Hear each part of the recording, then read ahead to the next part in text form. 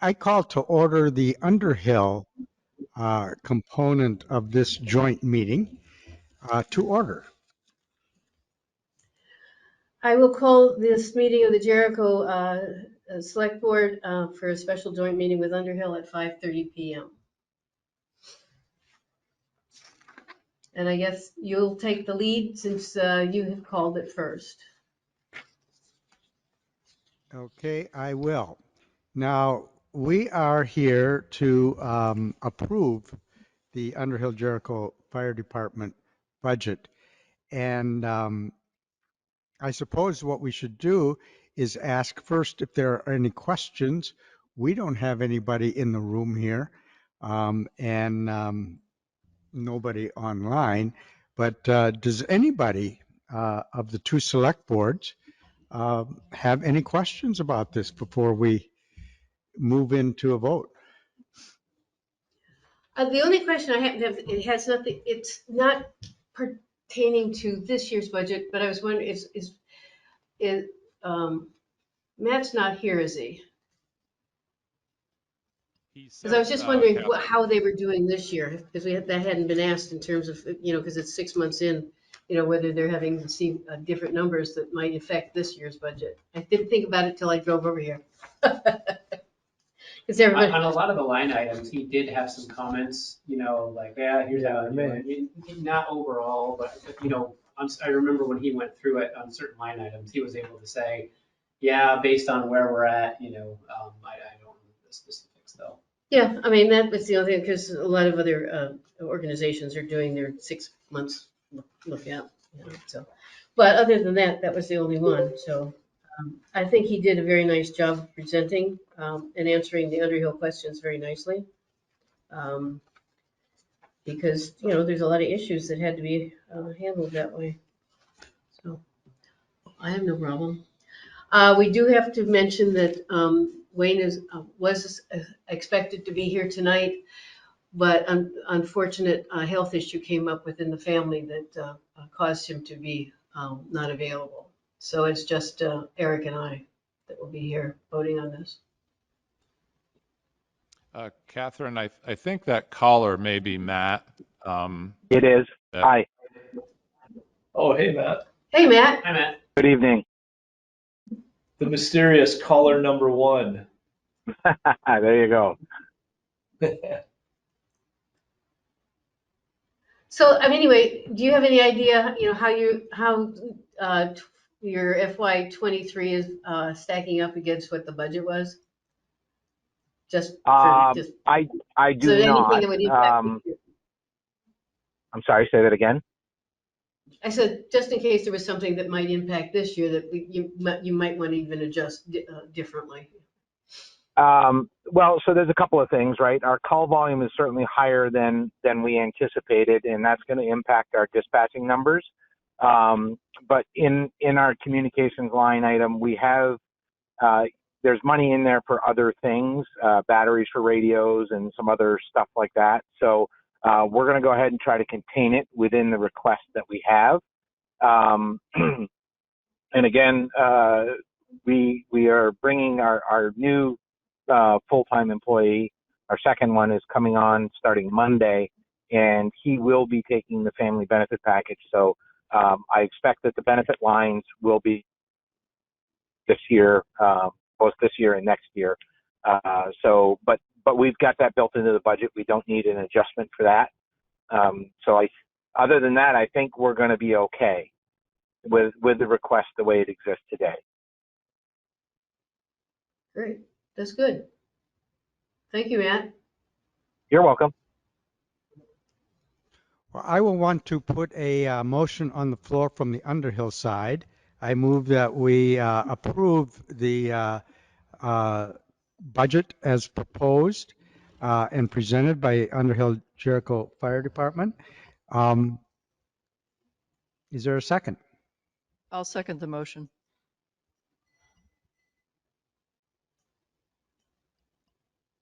Oh, I suppose that we could invite discussion on that Underhill motion before we call the vote. That may be the proper order of doing things. So is there any discussion on that motion?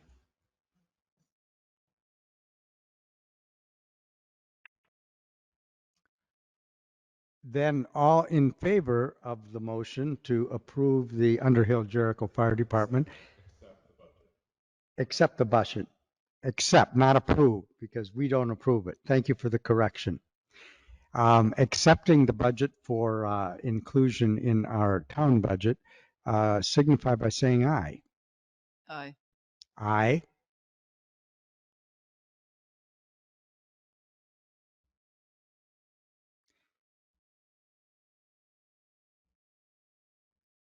Opposed? Jericho's turn, Brad. Abstain? I'm going to abstain. Oh, that makes sense. So let's do a roll call vote because we don't have a unanimous vote. Dan Steinbauer, aye. Patty Richards, aye. Bob Stone abstain. The motion carries 2-0 with one abstention. So with that, I'll make a motion that the Jericho Select Board adopt, is that Is the it right? we accept? Accept, thank you, accept the Underhill Jericho Fire Department budget of 2024. I'll second that. All those in favor, unless you have other questions, say aye. Aye. Aye. The motion passes 2-0. Anything else from your side? I move that we adjourn from the Underhill side. Have a good other meeting. I'll second that. All in favor? Thank you, everyone. Aye. Thank you, everyone, for your support. Greatly appreciated. Thank you. Thanks, Thank Matt. you, Matt. That. Bye-bye. Bye. Goodbye. I call to order this regular select board meeting for the town of Underhill. It is Thursday, January 12th. It is 6 p.m. Are there any adjustments to the agenda that was printed and publicized? None for me. We will, Bob, any adjustments to the agenda for you? No, thank you. No. we will be using the printed agenda then, and we begin with the public comment period at the opening of the meeting. Is there any public comment that wants to be made? So I have a written request from Mr. David Demarest, asked on January 4th to read this quote in public comment period. And I'm just going to read it as it's written, quoted. It shocks the conscious town officials would refuse to sign the conflict of interest policy are the vast majority of the Recreation Committee members primarily concerned with members Seth Friedman and Anton Kelsey's making decisions which have been subject of litigation or the process by which committee members Melanie Poley's husband received the town pond contract, ? That's all I have. Okay. Any other public comment? Then we move on to the first part of the agenda, the first item, the new road school bus turnaround. And we have a guest, Mr. Gibson.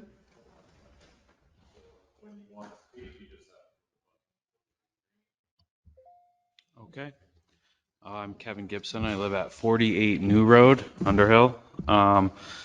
I'm here tonight to inquire with the select board the status of my request about bus turnaround being constructed on New Road. I've seen quite a bit of activity and heard quite a bit of things from town officials, including Brad Holden.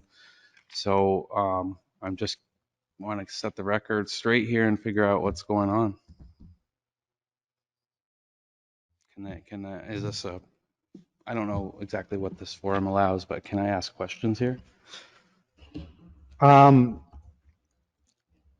Just wondering what the kind of proposals that were already made in what might be suitable. I know that it was suggested that the base of your driveway be configured so that the bus could actually turn around right there, and which would seem like a logical solution. And I'm wondering what you would think about that. Nate proposed something. I don't know if you're referring to Nate Sullivan's proposal that he made to myself and my mother it was concerning her property, 50 New Road, which is a different property than 48 New Road.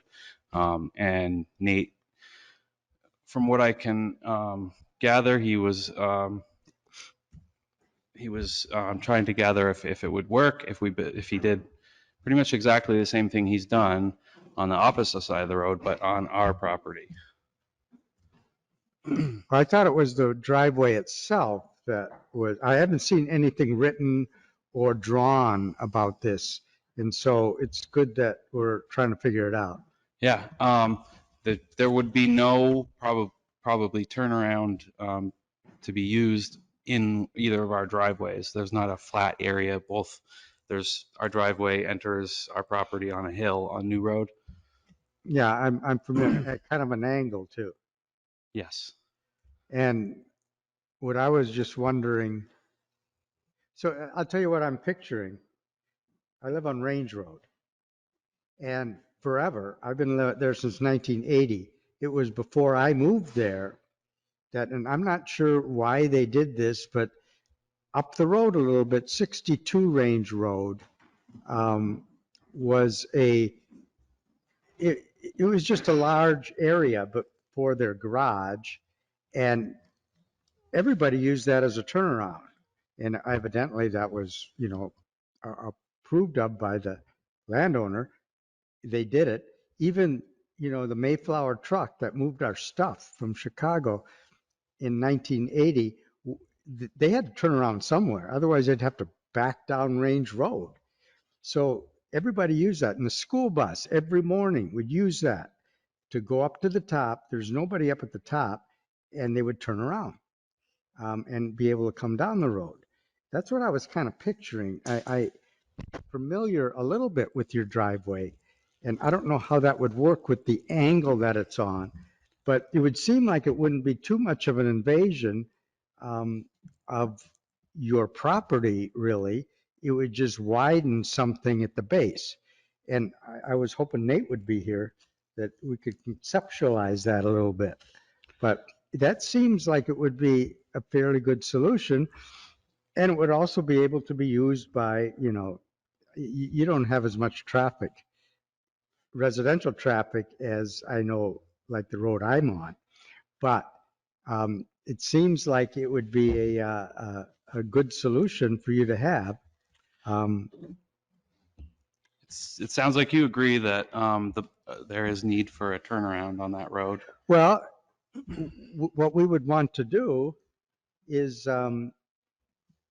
either do that or at the end of the road, couple it with another need of enlarging a parking area for the Crane Brook Trail area.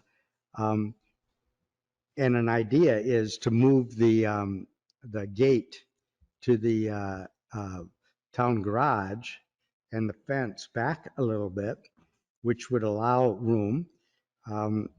They could even do that now. I mean, use the space now if the gate, and the gate isn't really locked during the time the school bus is there anyway. But yeah, there is a,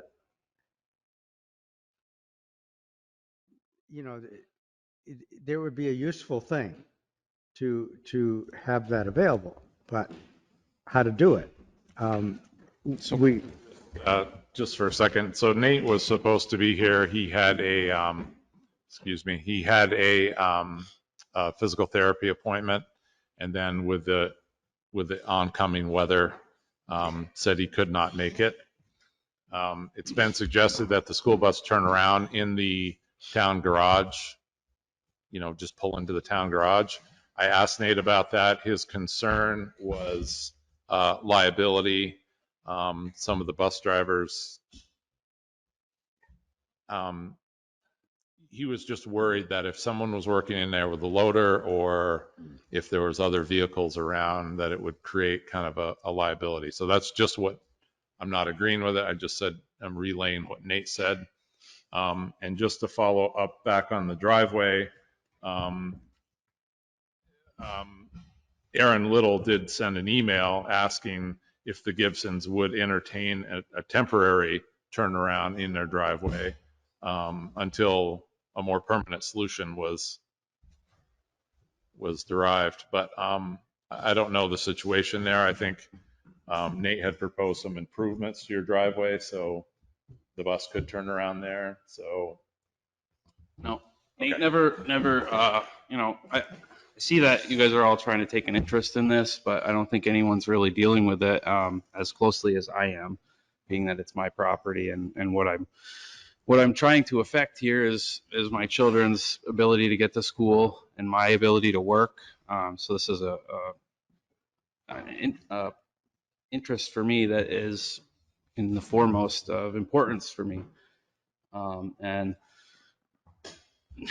nobody seems to know what's going on here. And there, I approached the select board quite a while ago with this, and this is only my second visit here.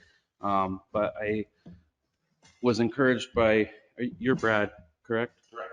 I was encouraged by you to approach Nate and talk to him about this issue of not having a turnaround or needing a turnaround or having maybe using the gate at the town garage. There's not really any direction of who makes decisions when this, of who makes decisions here of what can be done. So the idea about moving the gate back at the town garage is a fine idea. When does that come to fruition? That's not a question I'd like it answered right now. I'd like to just keep going and kind of get all this out as I've been thinking about it for quite a while. So when does that come to fruition? And how long does that take? This one's in kindergarten right now, and I have another child in high school, both of which could use the bus, and they currently, the stop is more than a half a mile walk from our house, which just isn't good in weather. Obviously she's not going to be walking that by herself, but we have a need here, and I feel like this whole thing is just getting bumbled around through the town here. There was a bus turnaround constructed. Nate stepped in and did something about this, which I applauded and was happy about. Nate stepped in and he constructed a turnaround on our road that the bus could use. And I was happily watched it be constructed for about 3 days. And then it was finished and I hadn't heard anything from the town or the bus garage. So I waited about a week. And then I started calling the bus garage and I talked to Aaron Little and he told me there's no turnaround on your road. There isn't one. And I said, yeah, I'm looking at it. I can see it from my house. And then I called Brad and Brad told me that Nate did an illegal job on the road. I'm speaking right now. Brad told me that Nate went and made an illegal turnaround on the road and there was going to be an inquest onto where the funds came to build that turnaround. And in the coming weeks after that, I would like to know who directed anyone to remove the culvert that was put in and make this turnaround inoperable. So that turnaround, illegal or not, or not at your direction, or not at the town's direction, it could have been used in the short term. If you had another plan that you wanted to put in place down the road, that could have been used. So The town, there are we happen to have our zoning administrator here, and there are guidelines to follow for all the citizens in the town. Anytime they want to do a curb cut, you've got to get approval, you got to do a permit, and it goes for the town too. We can't just do things off the cuff when we expect our citizens to go through all these I don't want to call them hoops because that's puts a negative connotation in, but it's a process of permitting so that things are done properly and in order. And even though it's town property and it's town, uh, you know, vehicles who did it, um, we can't do it that way. And it kind of calls into question, or answers the question rather, of how long, when is it going to be happening with the parking lot at the Crane Brook area? We need to go through the process and figure out our needs. And so I can't answer that question. Please do. Bob.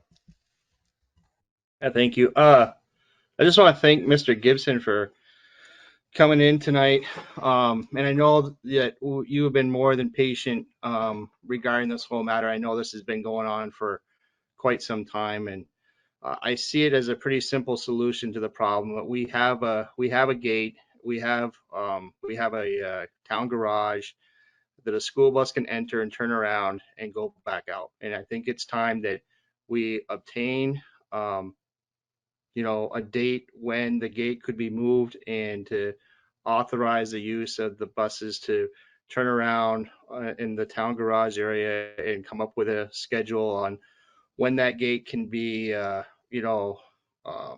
opened, and to, if we know when the buses are going to be coming, then we can authorize or make sure that if anyone's going to be using the loader or anything like that, that they use extreme caution during those times, so that we avoid any type of problems going forward. So I don't see this being a big obstacle for the town of Underhill. I think it's just a matter of having clear communication with Nate, and Nate having some clear communication with us as far as when we can get that gate so that it can be secured and move on. And if we want to have a turnaround later down the road, we can certainly look at that type of proposal. But for right now, I think that, we have a town garage area that is more than suitable for what needs to be done. And I think we need to be moving in that direction.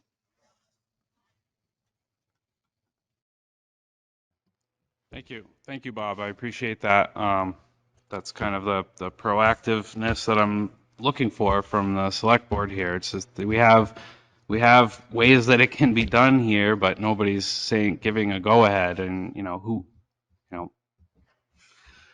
I observe that gate open, 95% of the time that, I And, observe and, it, which is quite often. and I, So, and I think we tried to give that clear direction in the previous meetings, but unfortunately that wasn't conveyed, I guess, because it wasn't as communicated as well as it probably could have been. So I'm hoping that tonight we will come up with a way of how we can clearly communicate that so that we don't have this problem moving forward.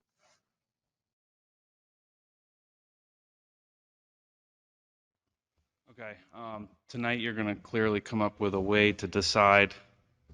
So, can I just ask that, if you guys are going to pursue this with pursue this, please just keep me in the loop so I know and I'm not sitting at home stewing and getting upset. And, you know, it's something of importance Sure. to our family. If you So, want to, if you want to pass your contact information to Brad before you leave, that'd be great. And then we'll make sure you're in the loop.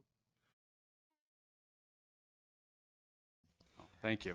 I think one of us needs to take the lead on this to talk with Nate about, we need to have a discussion with Nate as to what the obstacles are from his perspective. So we completely understand what the implications of driving in there and turning around. The last we talked, that was the solution to this problem.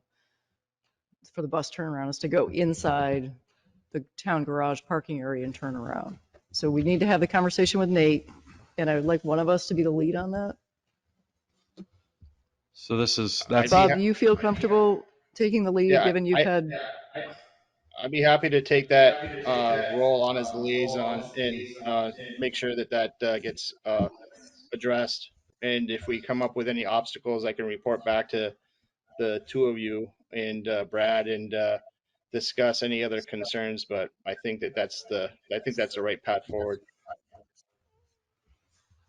Okay, I appreciate that. I would like to note too that this is kind of like, I think I said this last time I was here, we're like full circle. This is using the gate is the initial idea that I proposed years ago. So let's hope that it works this I time. didn't know that.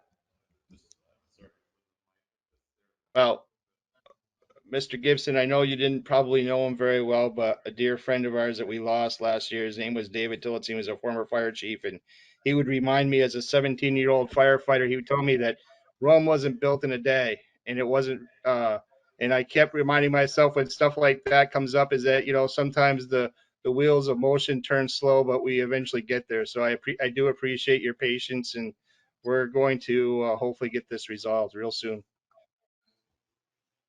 All right, thank you very much. Thank you, Bob, for your read on that and for taking on that liaison option.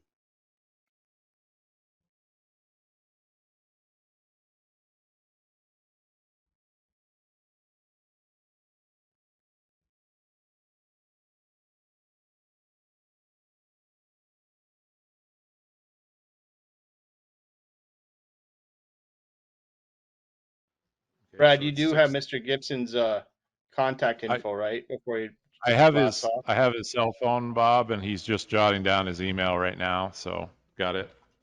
So it's 6:19, and Amanda's here for assessor items. Hello. I have two things for you guys tonight. The first one is same thing we do every year, the no appeal or pending suit. I just need your signature. That just means that no one is appealing or suing us for their assessed values for the year of 22.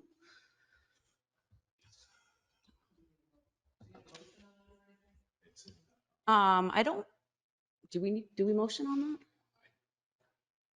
Don't think so because Yeah. the question was, is there a motion? And since there's no appeal, I don't think there's Okay. a motion necessary. Okay. But the So form he's is, got the form. it's This is in the just my folder copy. that could be signed. Okay.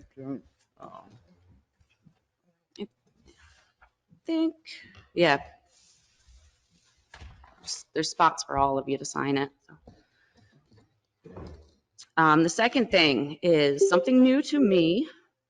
I'm going to ask you guys to sign a letter, or at least Dan to sign a letter, because I found a couple, what I believe is errors in our equalization study for our common level of appraisal. And I'm asking the state to take a look and see if they will Yeah, get I rid told him of on the phone. 3. I asked him if he had one. He said, sure. I needed. Hi, Nori. I think your microphone's not muted.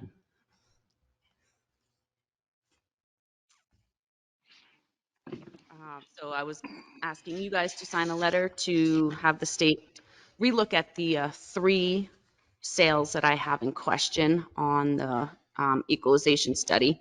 It shouldn't affect our common level appraisal much, but I do feel that it would make it more accurate, which is probably more important than having a higher CLA.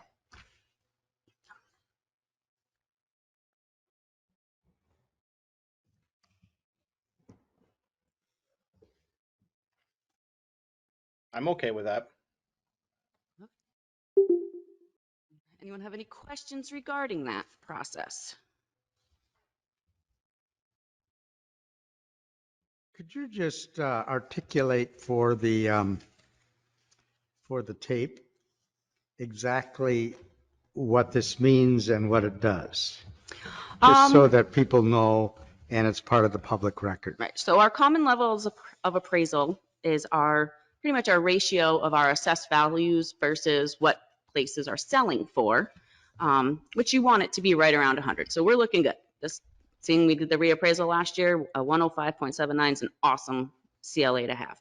Now, what the state does is they come up with a school rate for taxes, and then they adjust it according to your common level of appraisal. And so if that is wrong and they catch that it's wrong and we've already sent out tax bills, then we may have to resend everything out. So I want to make sure that we're accurate with our CLA, not just happy with it. So what happens if we just overlook this mistake or miss it, or your observation was not as keen as it is? So we could, if you want to overlook it, we take the risk of the state double checking their work and finding that they messed up, or possibly messed up. In my opinion, they messed up on one of the sales, and redoing the common level of appraisal, which would then in turn make our tax rate change. So then we'd have to resend out bills if we've already sent them out. I don't want to do that. Which would be an added cost to the town Oh, yeah. and significant staff time Oh, yeah. to process. Yep. And I know all these guys don't want to stuff envelopes twice. Okay, so they are going through it the same way you are or did, and they may find the same error. Right. It's not that we're arguing with them that there is an error that the state has done in assessing this. Right. It's that we're looking at the same material that they are looking at so that we can be accurate. Correct. It doesn't mean we're going to be paying less or more Right. in education taxes. It just means that we can, in full faith, know that it's accurate. Correct. There's the one sale that I know, I feel is very wrong in the packet that I sent you, the first one. That's the one I'm worried about them catching if they ever like audit our CLA.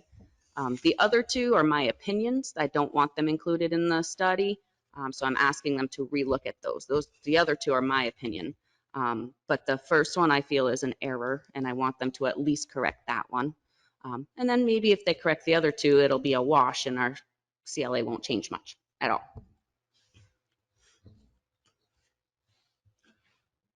I would entertain a motion then to authorize the chair to sign. So moved. Second.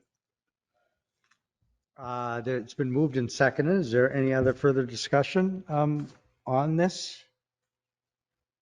Good catch. All in favor? Aye. Aye. Aye. Opposed? The motion carries 3-0. Thank you very much. Thank you for your clarity and for your astuteness. And I have one. Yeah. I have one. And happy birthday. Thanks, guys.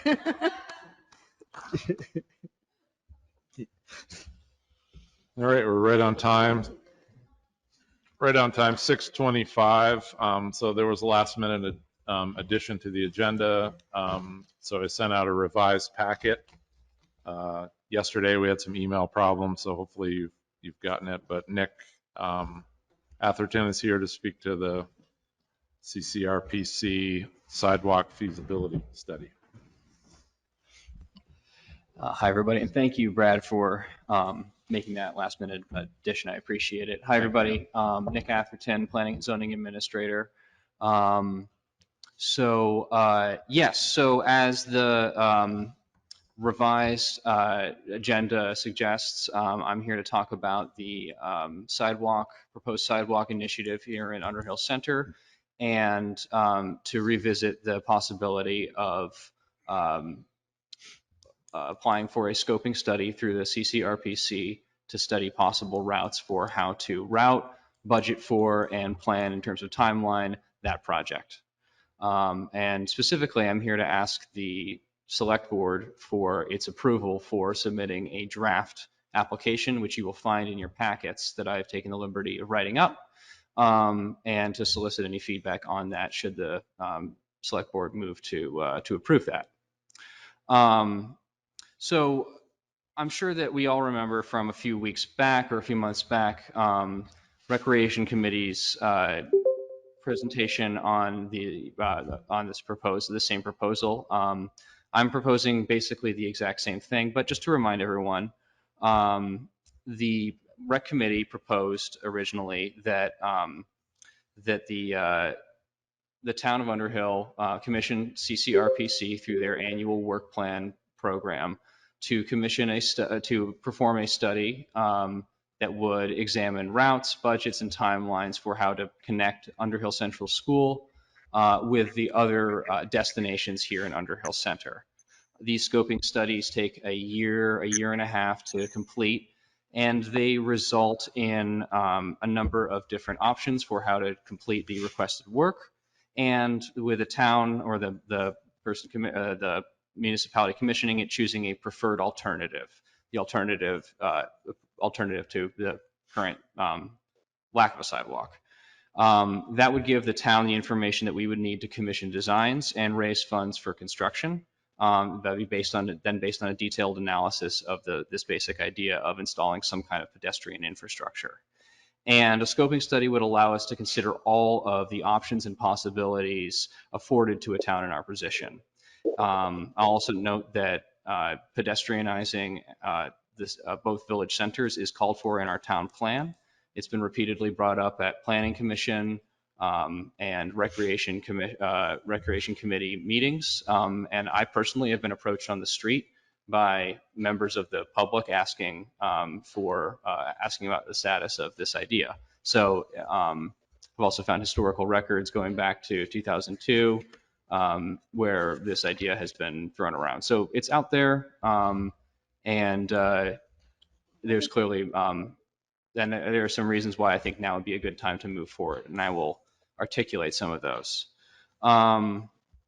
So performing a scoping study would help us understand any of the possibilities, but also the challenges involved in doing something like this. It would help us understand whether or not we needed to, in addition to choosing routes and arriving at a basic budget, it would also answer sort of broader, harder to answer questions such as, do we need to make any modifications to the bridges? Do we need to, how could we connect a sidewalk to a future multi-use path on River Road? Could we coordinate, could we extend a sidewalk up to Casey's Hill, up onto other roads such as Krug or Beartown or Range in the areas that are contained within the village center?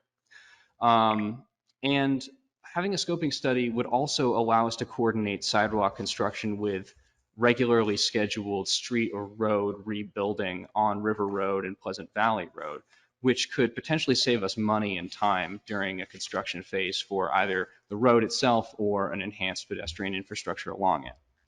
A scoping study also provides valuable information regarding budgets as per the different options, and it provides opportunities for community input.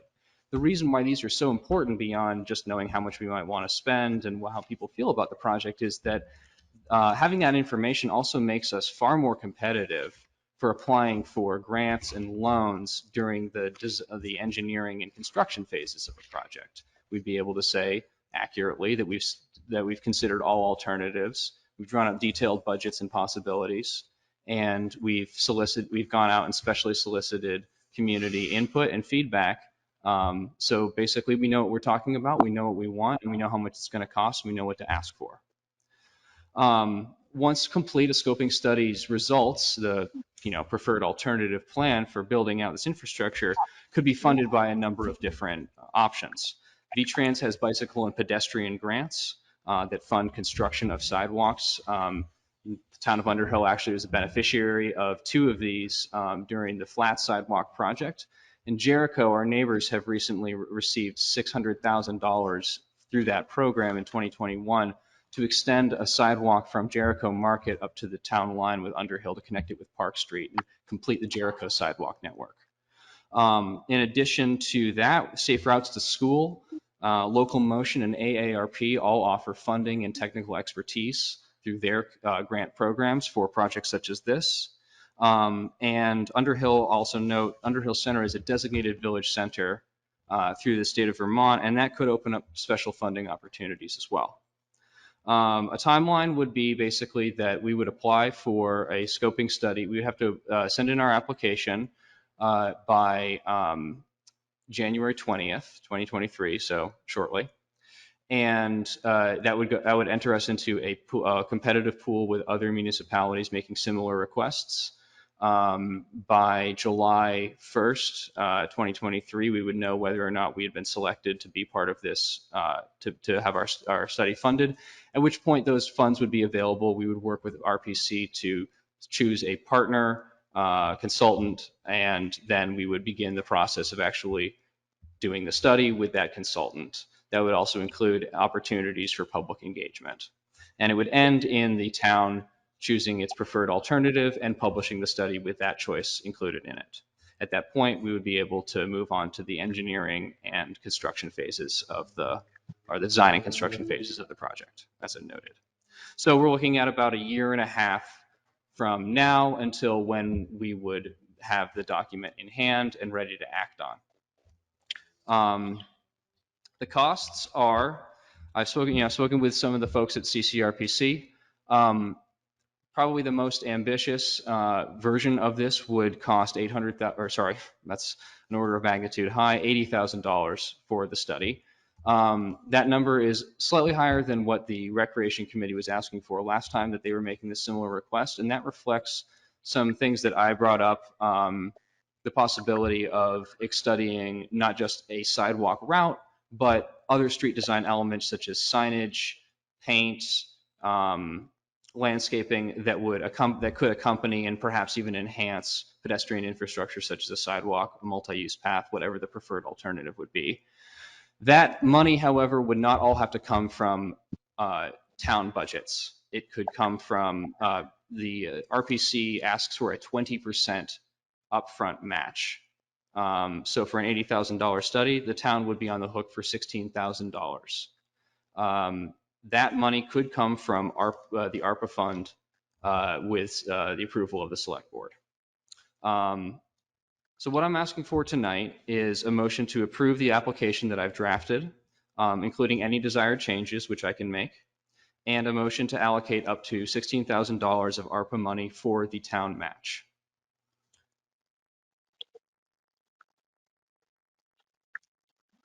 Does the ARPA committee have this in hand?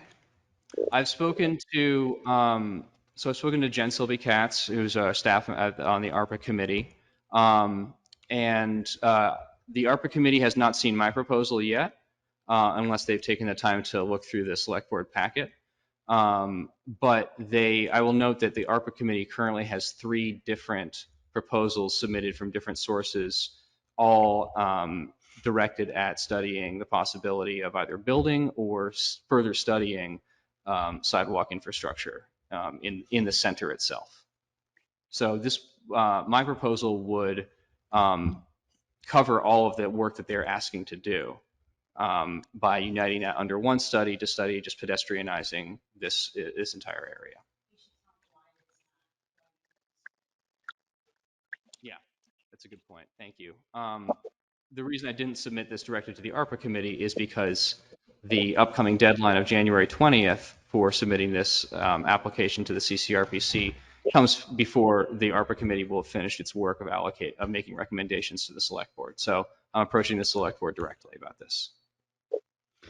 So what are the beginning and the ending of the idea for the sidewalk? What are the boundaries that we are asking for in the study itself or the request? My proposal would be from Sand Hill Road to Underhill Central School with the possibility of maybe extending some kind of multi-use path up to Casey's Hill. I just have a quick question on page 2, Nick. Yeah. So expected deliveries, you stated that is our hope that such a study will provide the town with enough information that the town could contract with a developer in order to move into a construction phase. Can you just kind of explain that? Is that include, are you asking for surveying and engineering or just the study?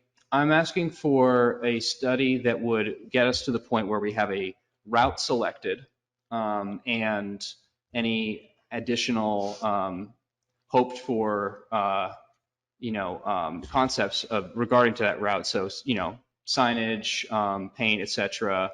So in this proposal, there's no surveying or engineering. No, there's no surveying or engineering or high level or detailed design. It's really just route selection, some amount of public engagement, and to get us to the point where we would have enough information to contract with an engineering firm to do the detailed design, surveying, and then eventually move to construction. Yeah, I was just confused about the developer, a developer. Yeah, I Trying guess to that's figure out probably what not the best word to use best word there. to use maybe, but yeah. I'm a little bit new to this whole process myself, so I'm kind of learning this as I go along. Now, I know there was one idea that, and I'm going to repeat it because I think it was a good one, that there is a part of that route that is complicated, and it would really be good to have some professional eyes on it through a feasibility study. There's also part of that route, um, predominantly from Moore Park to the school that seems like you could just do it. Um, I don't know if that's true, Mhm. but it made sense to me because much of it is on town property.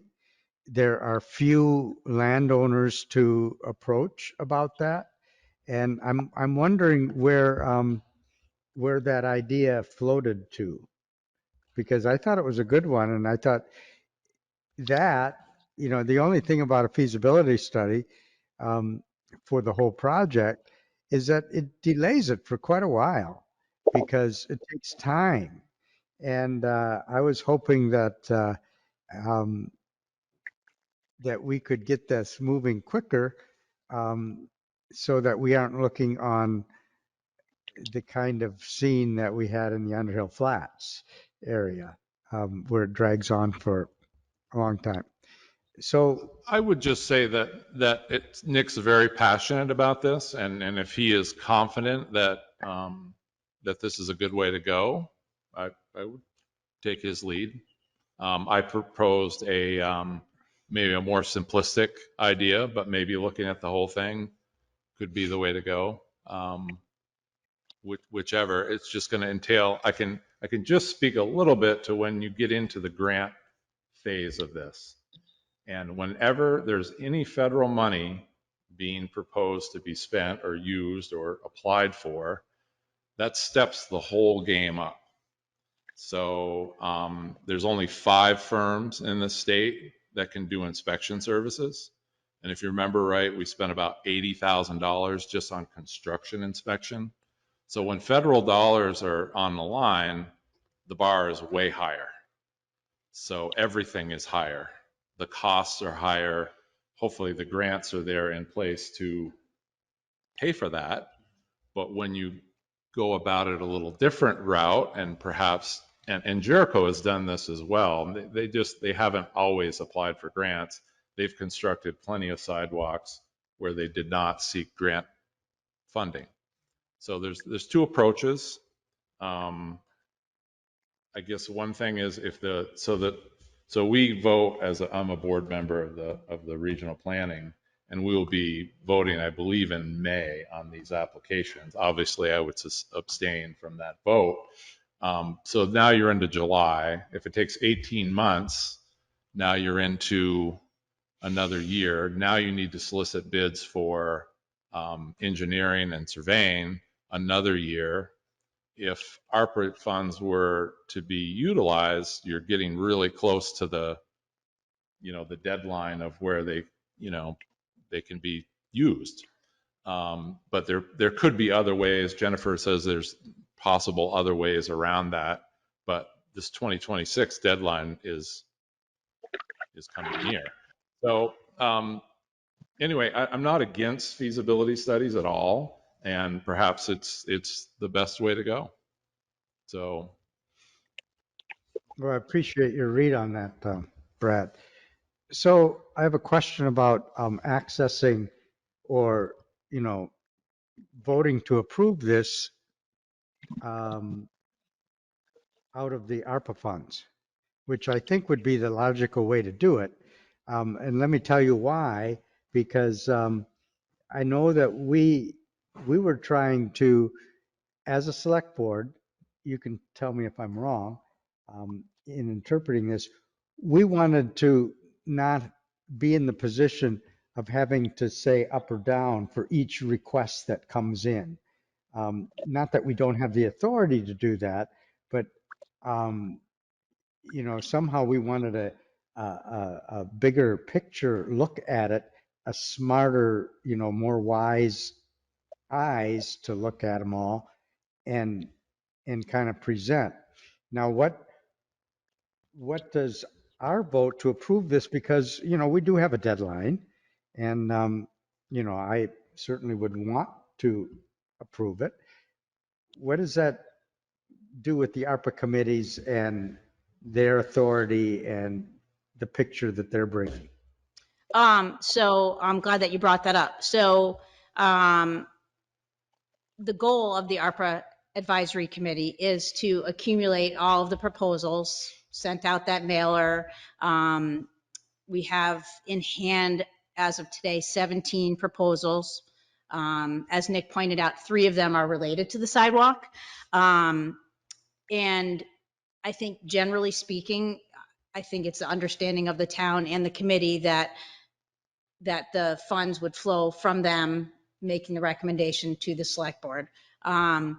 However, there have been times since the ARPA funds where we didn't, before we had the committee set up, and also because of the deadline, I think that's why when Nick brought this up, I said, I think this is, agree that it's something worthwhile to talk about, because the sidewalk thing has become quite the subject.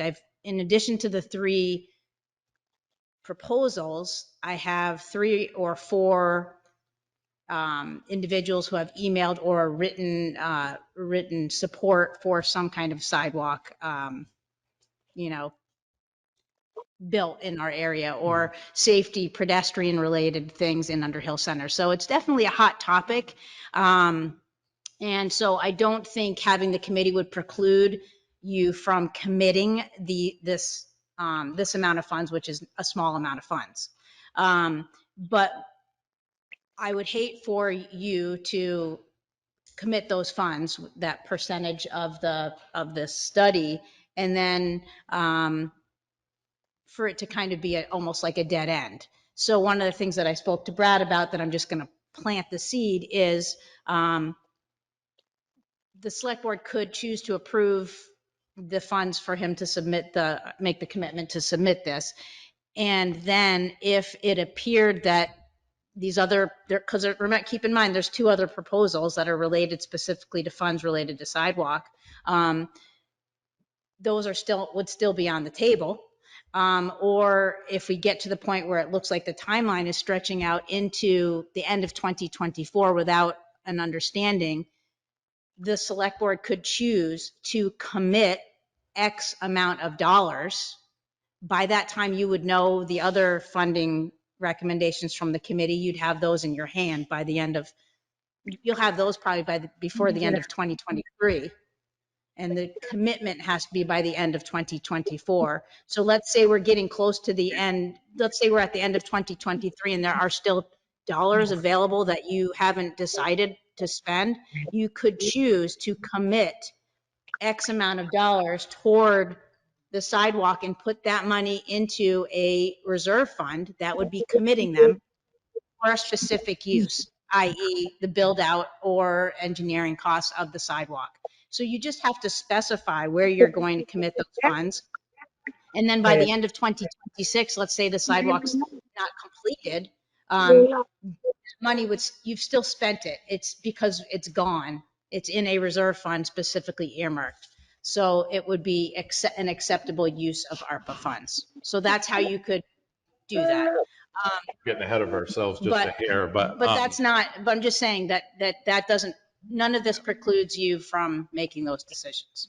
I just wanted to point out that Bob's had his hand up for a while, and I'm not used to watching the screen with the hands up, so I'll try to be better. Bob, sorry. Oh, no, that's okay. It's no big deal. I guess I appreciate all the work that Nick has put into this. I don't necessarily see a problem with going forward and getting the CCRPC involved. I'm not sold as far as taking any money from ARPA until the committee has had a chance to vet that. I think we're we're lessening the ability of that committee when we bring forward projects without having them look at the whole entire thing. And we've tried to stay true to that. And I think that it would be a disservice to the community if we cherry picked the ones that and spoke about money outside of that ARPA money to put forth for this sidewalk. And I understand that there are several people in town that would love to see this. I'd also like to see us break that project into three components. Component one would be from the school. If you want to go to Casey's Hill, that would be component number one. Component two would be from the school to the church. And then component three would be from the church to, if you want to go to Sand Hill, be to Sand Hill, and try to do it in phases and not just try to do the entire project. But I do feel that if you want to go forward with a CCRPC sidewalk feasibility study, if that isn't going to cost us any money, you don't need any money from us right now, that's fine.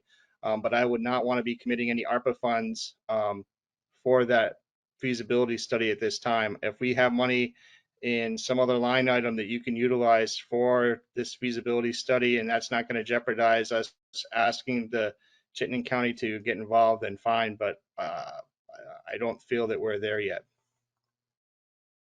I would just suggest, this is a suggestion, is Nick would have Nick ask CCRPC, sure, you're applying for it now, you'll know in July. Okay, say we're awarded the work. Can we still, you don't have to accept the grant. It's almost like a grant, right? So you don't have to accept the grant. You could go through the motions and then maybe things will change by July. But I would ask that question to CCRPC and say, okay, well, we think we want to go forward with this and we want to meet the deadline. But what if we change our mind when we get into July? You know, is that screw your process up? Or finding out that information, I think, would be important. And the deadline is next Friday. So perhaps if with that caveat. And Brad, by doing that, basically you rescind the application for the study, essentially. I guess. I mean, I'm not used to dealing with these type of applications. You know, we deal with grant applications Right. where we submit to a grant, we get a grant award, we decide whether we want to accept that award or not. Mhm. So I don't know how this works. If it's just a informal type thing, not sure. So, Jennifer, can I ask you a question of the 17 ARPA proposals? Do you have that totaled up if they were awarded, how much that would chew up? They do, okay. So if they didn't, then we could say we could reasonably safely put a placeholder in. But if the money doesn't have to be committed with this application, you can then submit this to the ARPA committee. I'm just not sure on the timing. right, if we can rescind it in July, Yeah, I think getting the particulars about, as I say, this isn't like anytime we apply for a grant with the state, we submit an application, then they come back and say, looks like you're going to get it. We're going to prepare the grant award document. It's until we accept that grant, we could say, well, we changed our mind. We don't want to accept that grant. There's no strings to accepting that grant. I'm not sure if this program works the same way. To be honest, I can't say if it works that same way or not. That's not one of the things I looked into. What I will say, though, to address Bob's concern about ARPA money and how to fund our match, when I was preparing this application, I went through the minutes and the video of the October 27th Select Board meeting where Anton made his pitch about this same study. And one of the feedback items was a request to have Anton and Brad look into potential grants that could fund that 20% match. This is my best offer or my best solution for doing that. ARPA money is grant money that has been granted to the town. It's available to us for no cost. We have the opportunity to spend it how we see. And this is our opportunity to do so. The only reason I didn't bring this first to the ARPA committee is, like I said earlier, because of the short deadline that this kind of work requires.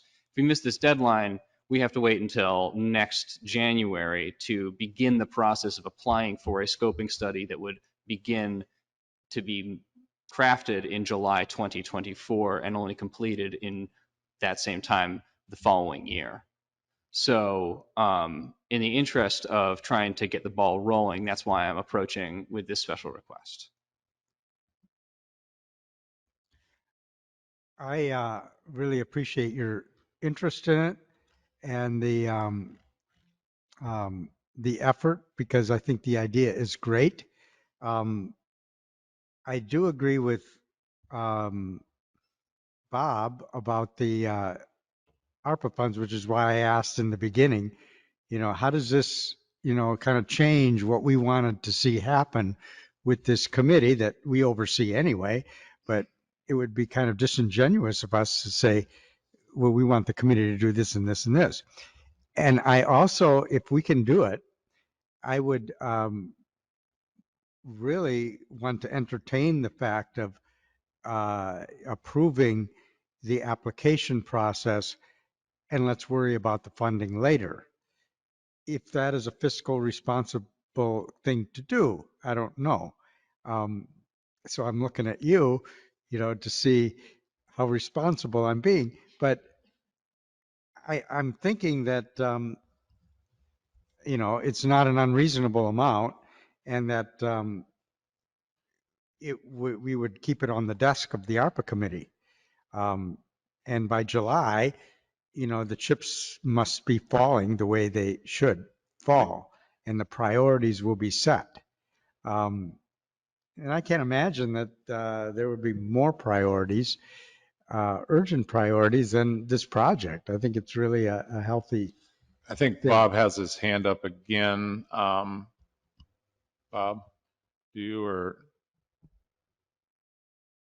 No. No, I'm going in the same direction you are, Dan. I'm just thinking that I'm going through the application here, and I don't think it necessarily specifies that where our local match is coming from. I think it just says of $80,000, 20% or $16,000 would be the local match. So we could either suggest that we don't know where that $16,000 is going to come from right now, or we're talking about the budget, put $16,000 in the recreation department's budget, and if the go through the budget process, and if they don't end up needing to use that money for the sidewalk study, and we're going to use ARPA funds, then they have $16,000 that we're going to show that wasn't used, and it will be carryover and deduct that amount for the next year's budget, type of thing. So I think, we might be spending a lot of time on the 16,000 and where that exactly is coming from. I think the concept is okay. It's just a matter of we can put the matching funds in the recreation or whatever budget line item that Jennifer thinks would be okay, and not necessarily earmark it towards ARPA. And I could support that, and I think we could move on. That was going to be my suggestion, is just So I was thinking just too. filter it right into the budget, Exactly. figure it out later. Exactly.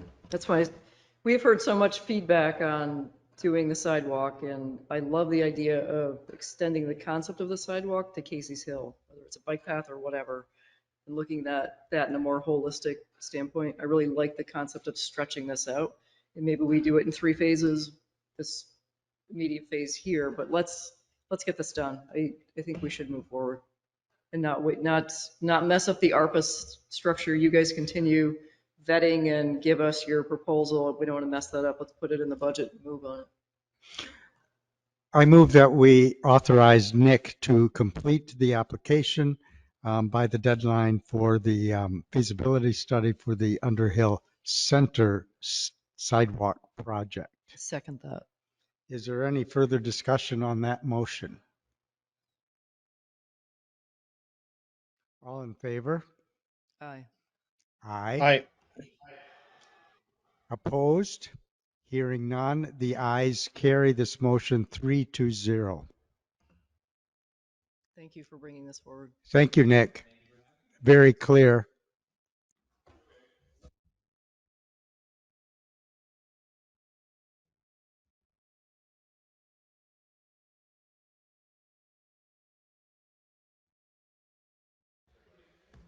Okay, so it's 6:58 and now we're at the budget review. Good night. Night, Mandy. Happy birthday.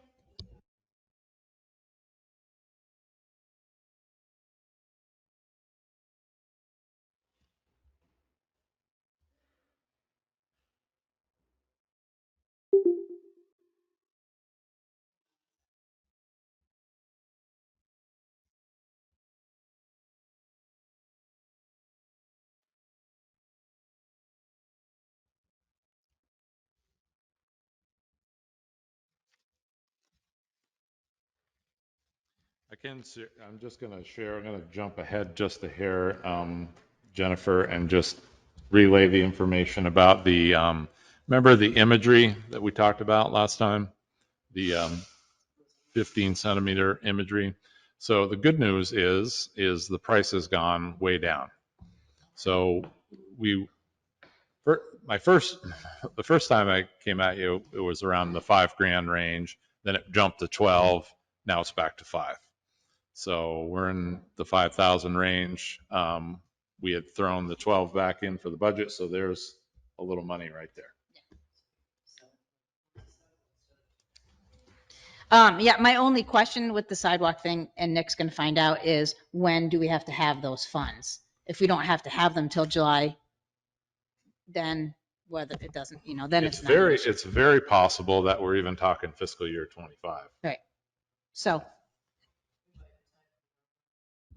Well, or next year's budget, or yeah.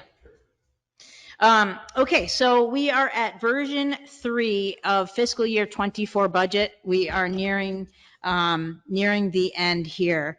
Oh, one other, I'm sorry, just to double check on that.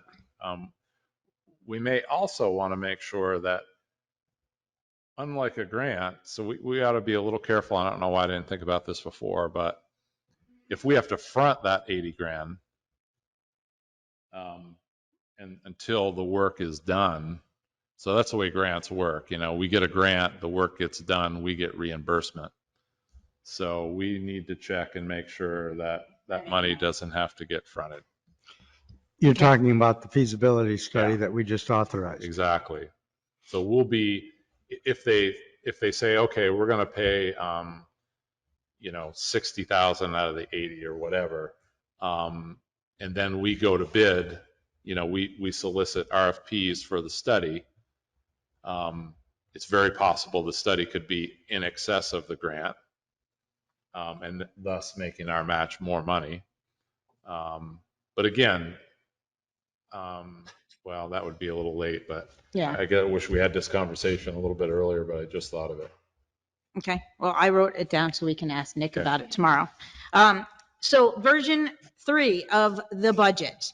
I am going to highlight the changes between version 2 and 3. I am also going to point out that, of course, because it's a moving target, we already have version 4 ready to send to you tomorrow, which will have some of the changes like what Brad just talked about, and also any changes that we come up with tonight. So I'm going to just highlight the changes between 2 and 3. Number 1 is the salaries on version 3 have been adjusted as requested by the select board at the 8.7 cost of living increase, mirroring the Social Security Administration COLA increase established for January 1st of 2023. As an aside, we are working on crafting a policy so that each year the budgeted salary increases will be directly tied to the COLA increase with the Social Security Administration to take away the guesswork on that. Merit increases will be handled as a separate issue, but it should be clear that this budget increase in salaries for this year is simply the 8.7% COLA increase. And I did receive several inquiries from some other towns about this, and I received two specifically. One is doing a 5-point-something% increase COLA plus merit increases, and the other one was doing 7.2. So there are a lot of towns that are making adjustments because of trying to keep up with inflation, and most towns haven't been able to do that, but they recognize that you need to do that if you're going to keep your employees, and they're a valuable resource. Do you know, Speaking Jen, of all of us. how many towns are doing what we are developing this policy for? Because we voted on it that way, of linking the COLA with the SSA. That I don't know.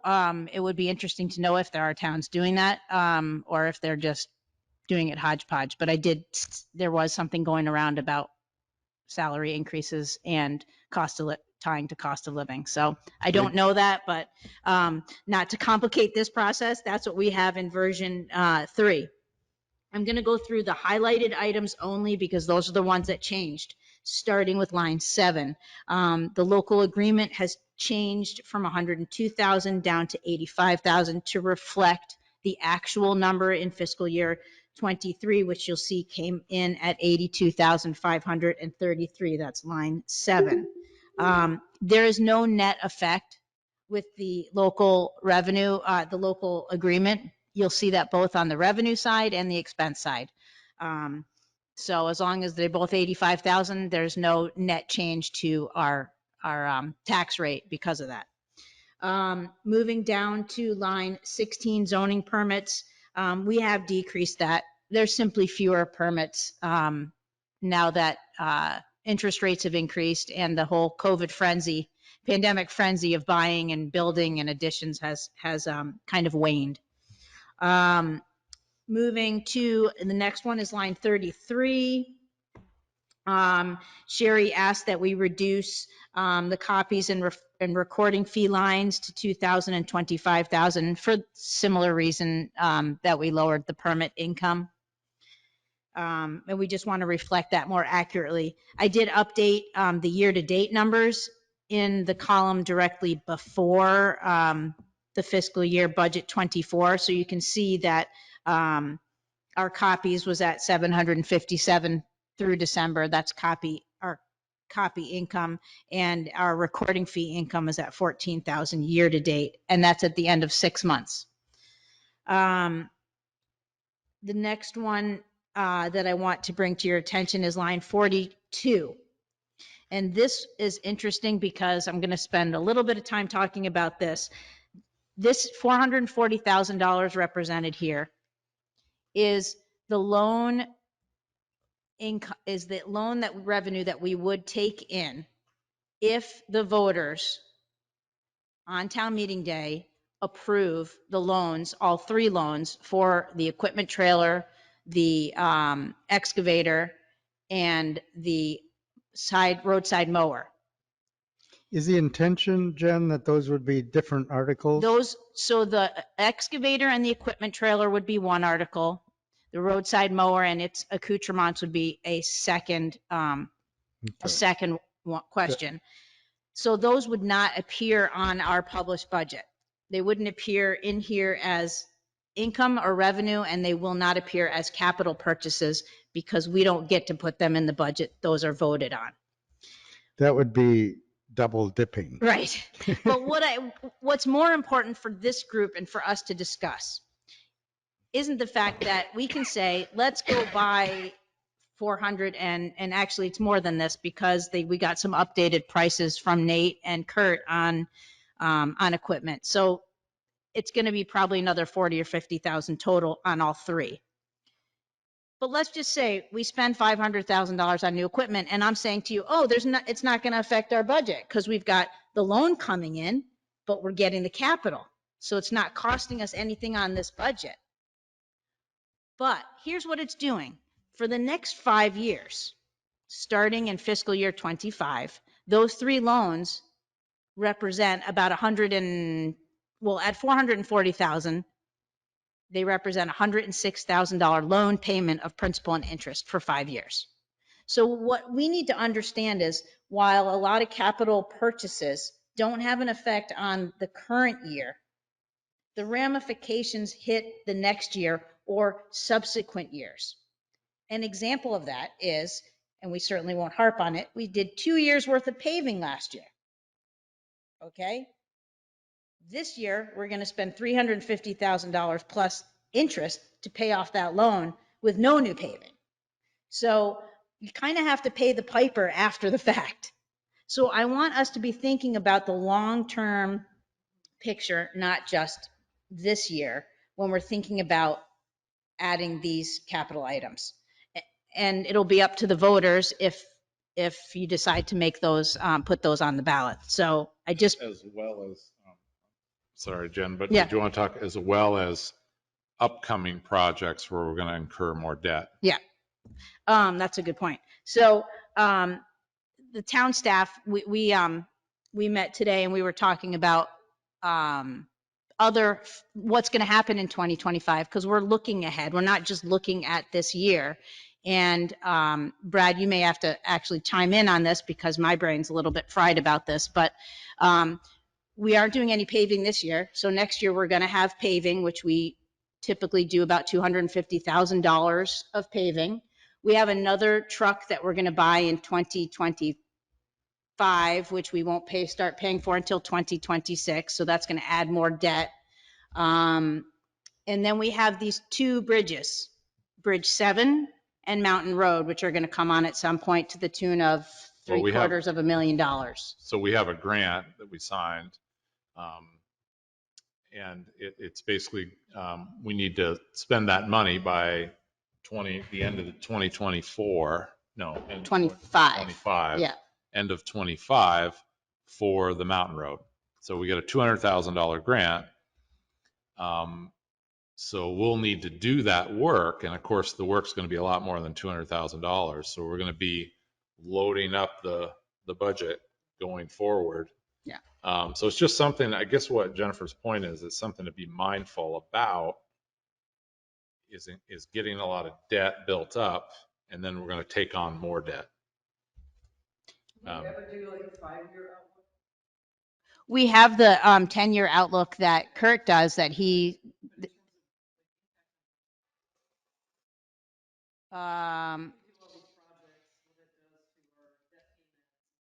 Yeah, that's what the 10-year outlook yeah, that's is. pretty much what the Pretty 10-year much what outlook it is. does. It adds on the interest and principal payments. And then it shows as things drop off too, as Yeah. we pay for things, they drop off, and then so we did the 10-year outlook. Yeah. We went over that.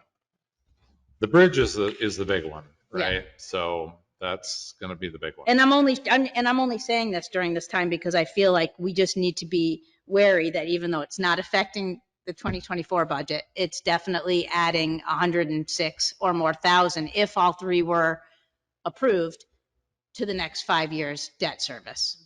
And Sherry, did you have anything else to add about that? That would be prudent? No. Okay. But again, also so you think about it and say, well, okay, maybe we can squeak another year out with the excavator. Well, maybe so, but then it's going to catch up with you at some point. So I guess we just need to be mindful about trying to spread the purchases out. out. Now we're going to move all the way down to line 145, general fund expenses. The Chittenden County Sheriff, we have that at $38,000. That represents 10 hours a week, which is an increase from 6 to 10. So that's 4 hours more per week at $65. You'll see that only represents an $18,000 increase.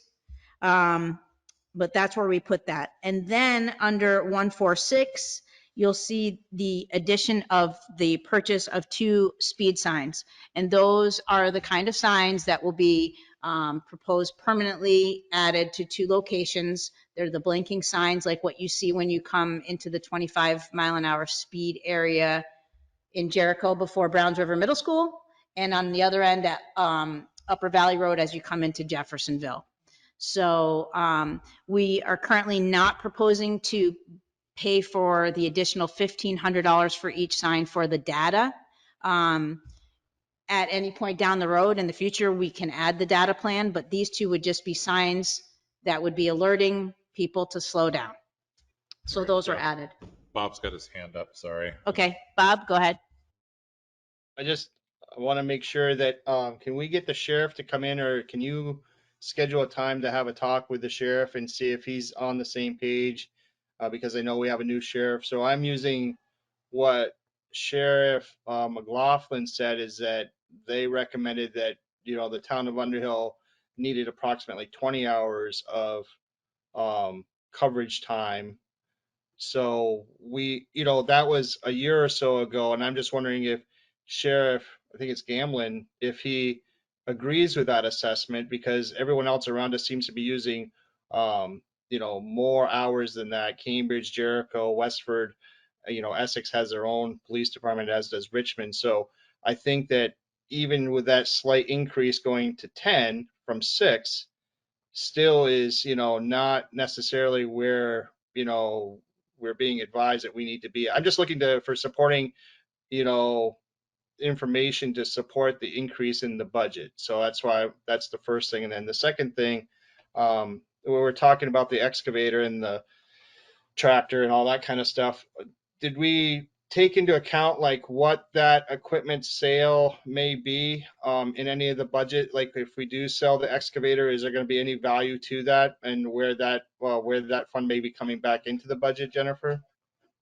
I can speak to that quick. So I talked to Nate about that today, and by Monday, Caterpillar is going to have like two scenarios, like if we buy the excavator outright, or if we trade it in. So then we'll get some book value on what it's worth. And we are going to utilize that Southwell pricing or whatnot, right? Oh, the Sourcewell pricing? Yeah. You're saying? Yeah. Yep. Make them very aware of that, because that's significant savings to the town. For that should be for any purchases through Caterpillar, whether it be a piece of equipment or parts or service or anything like that.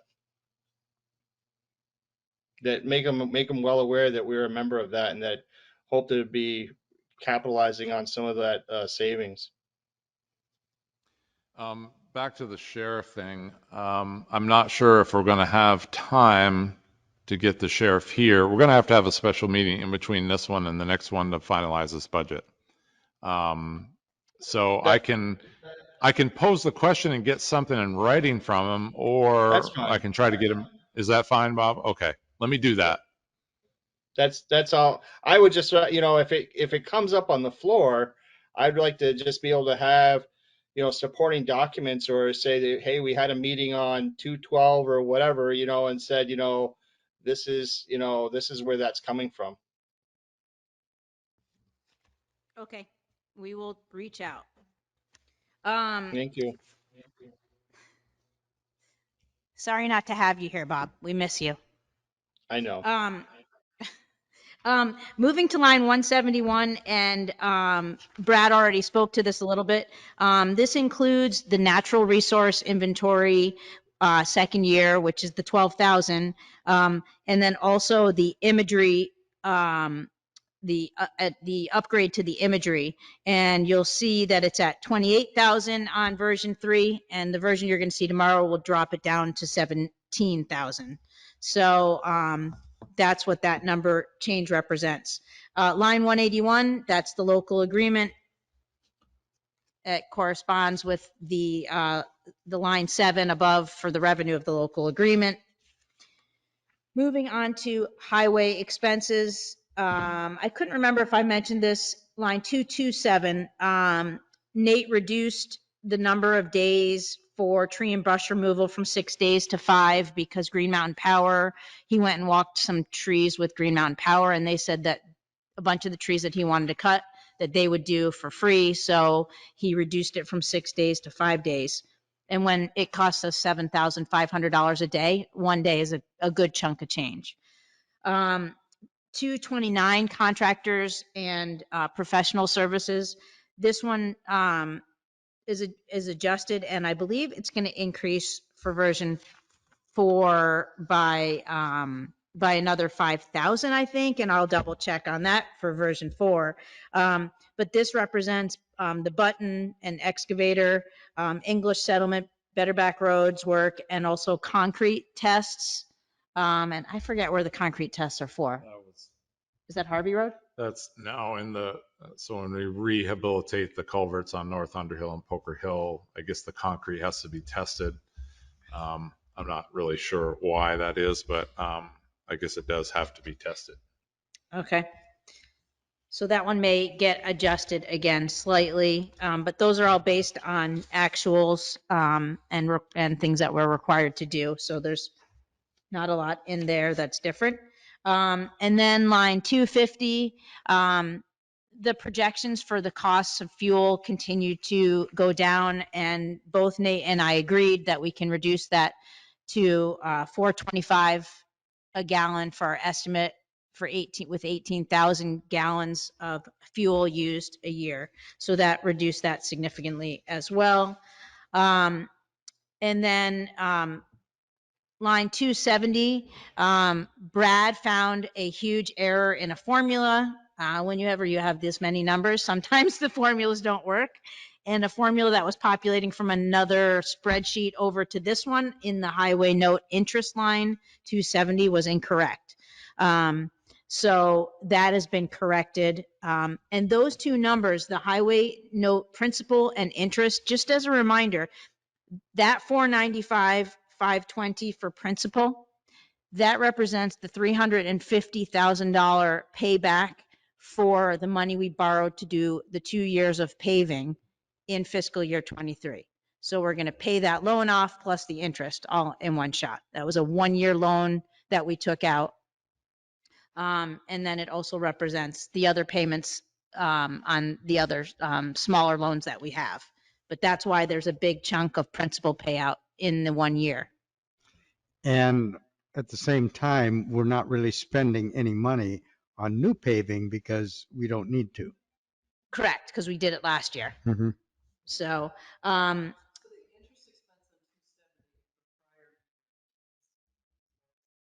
yes,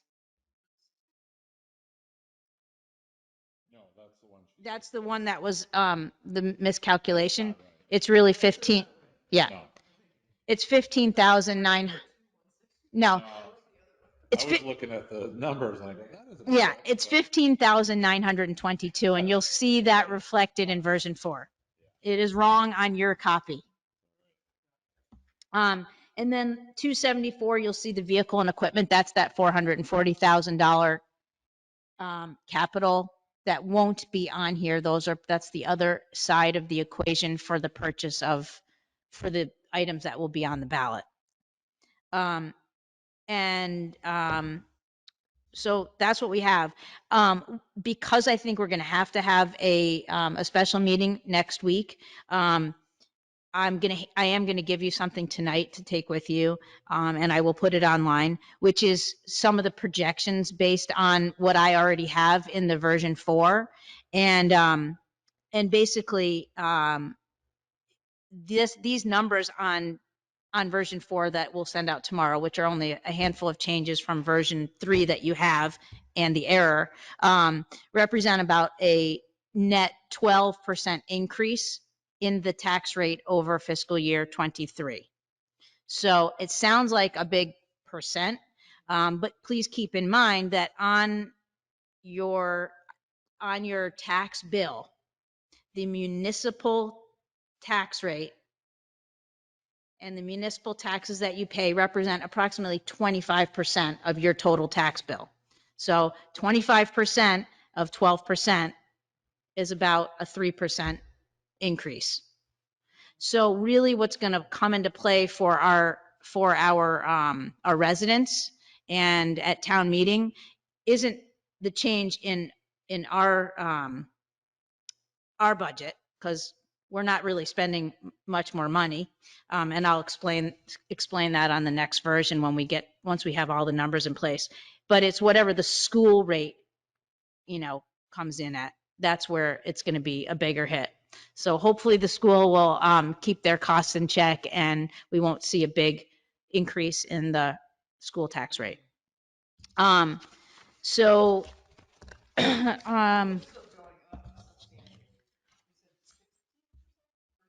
12%, but we're not, but we're actually, our total expenses are actually $40,000 less.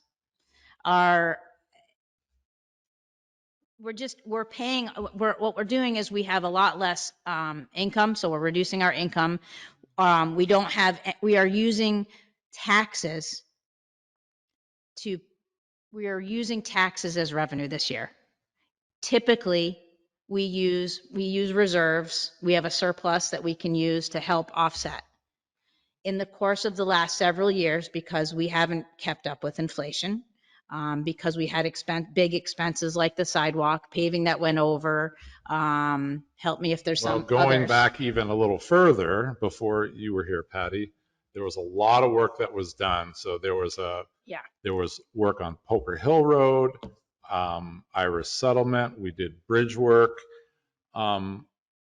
We had anticipated, or I wasn't here then, but we were anticipated taking out $750,000 worth of loans to do that work. The problem was most of that work got done in the wrong fiscal year. Most of the work was done. We were unable to borrow all of that money. We borrowed some of it, $306,000. So thus we had to strip our reserves down to pay the debt. We were planning to borrow, well, I forget what the amount was, 700 and something. We had gotten approval from the residents, from the voters to do that, and that was going to be bonded, but we were unable to do that because of some things. This is why it's so important to follow the schedule of the fiscal year. The best you can. Someone's mic's on. Sherry, do you want? Sorry. No, you're okay. All right. So the point is we are using tax dollars to fund our expenses, but our expenses aren't higher. We're just not using other dollars. What concerns me the most is we don't have a cushion anymore, right? And when you run through that and you run tight, it's stressful. And I think we've grown accustomed to having a nice cushion, and we don't anymore. Which is largely why we want to make sure our budget is realistic. So we're taking care of making the correct assumptions for inflation and all the costs that have increased, so that we have a realistic budget. Because we don't have, reserves to fall back on like we have in the past, and we need to keep getting ourselves out of that situation. The place we can go is if we do run out of revenue as a line of credit, correct? Yes. But that obviously costs. And we do still have some reserves, but we don't, and we build in a 15% cushion from the prior year, but we don't have any surplus from the prior year to help offset. So the important thing is like we've projected grant revenue in this budget, right? Not a lot, 60 grand. But still, we need to be mindful that those line items like stone and certain line items are padded up because in anticipation of getting that grant.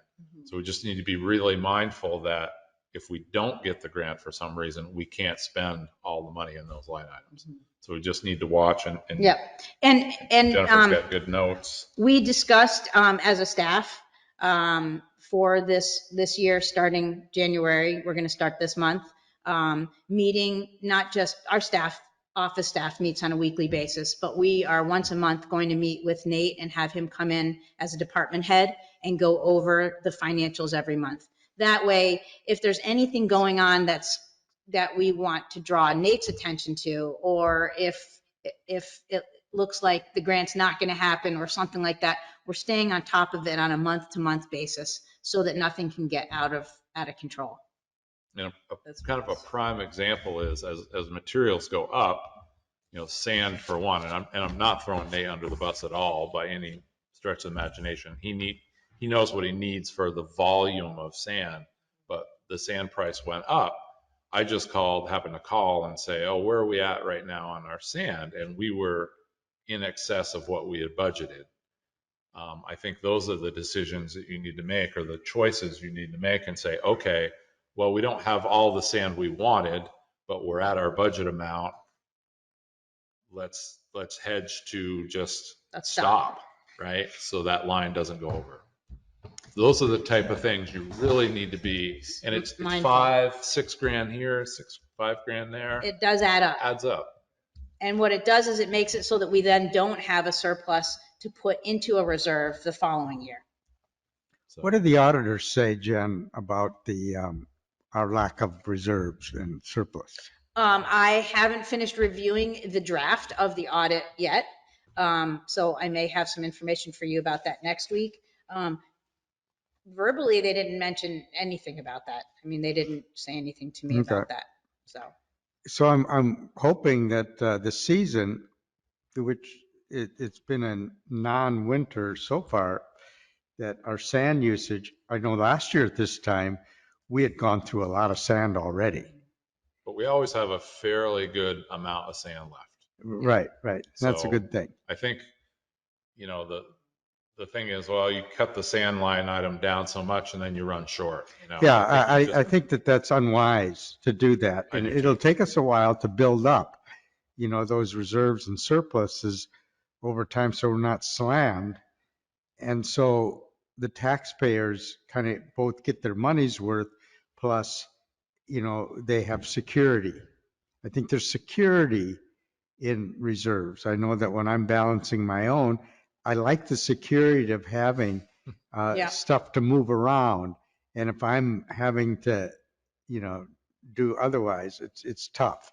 And same as the town. Yeah, it's very uncomfortable. And we also, I also had the mud season event that happened also. I mean, there's been a whole series of events that have occurred that have contributed to Well, not depleting, like the mud season didn't deplete our reserves because we didn't pay for that out of reserves. We paid for it out of operating income. But what it did is it made it so we didn't have a surplus at the end of the year at all to put into reserves for the year. and the grader repair, there's another good example. We had grader and the excavator needed work. The grader's a long-term investment. That was money well spent. We pretty Yeah. much rebuilt that grader. Hopefully it's going to last us a long time, but those were big unexpected expenses. And I think the moral of the story is that I may be the finance officer, but all of us have an integral role in helping maintain, stay within this budget. By the time I get an invoice to pay, it's kind of too late. So, if we should stop, I'm going to throw the salt example out there. If we should stop buying salt now because it hasn't been a busy winter and maybe we could save some money there and hold off for another month and then start buying salt again in March, maybe we should do that. And those aren't decisions that I typically get involved in on a day-to-day or a week-to-week basis. I just pay the salt bill. Yeah, it really would be good to buy materials in a down market. Sure would. Well, just one thing I'll just end with. Also, another thing to be mindful is, sure, the budget is brand new July 1, but we don't get any revenue until August, and it comes in quarterly. Yeah. So it's like, but we seem to spend a lot of our highway budget up front. Yeah. So. Because of the season. The season, yeah. So that's where we're at on the budget. I am prepared to send you a version 4. I believe that we need to set a time because we need to get, the board has to approve this. We can talk about that now if you want. This budget. I have it at the end, Oh. since you're here. Up to you.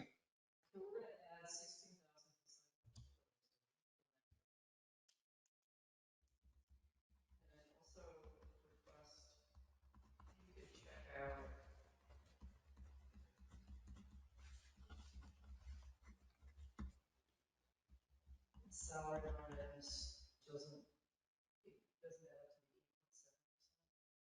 On which one? It won't because, hold on, there's a reason why that's true. 166. You can look at it later. It's right. Yeah, it comes off of another sheet. I will check it, but it has, It has to do with the fact that that percent increase is over the prior year budget, and the prior year budget, the 8.7% is an 8.7% above the employee's current salary, but the budget, like we didn't hire Nick. Well, July. July 1st. But the increase, July 1st, but the employees that were originally on the budget for fiscal year 23 are not necessarily the employees or the rates that are on the budget. So we hired Nick after the budget. And so that's the difference. Yep. No. So do you want to, I don't know if Bob is still there or not. Hopefully he's hanging in there. We could also do this offline and by email if you'd prefer, but we've definitely got to meet next week at some, Monday's a holiday, so we have the day off. So it's Tuesday, Wednesday, Thursday, and nobody likes to do a Friday, so. And that would be at 6 o'clock? Well, it could be a morning thing if you wanted to. It could be anything. That would need Bob's Yeah. Bob's input on that, because I don't see him. he might be listening. Wednesday I cannot do. Okay, so Unless it's evening, but it's stay away from Tuesday would be the best for me. during the day, is that okay? Yeah, Tuesday would be good during the day if that works for Bob. And we could do it early in the morning. Sometimes that works, but Patty has Patty animal doesn't. chores. Patty can't do it early. You've got your job. Hungry mouths to feed. Okay, so And Tuesday works for me. yeah, Bob has nightly training, so Tuesday's a bad evening. that's for him. right. I forgot But after about 10 that. a.m., so if we could do something. Wednesday in the would afternoon. work for me too in the evening. So you're no good Wednesday. So Thursday, how's Thursday look? Thursday I could do evening or morning.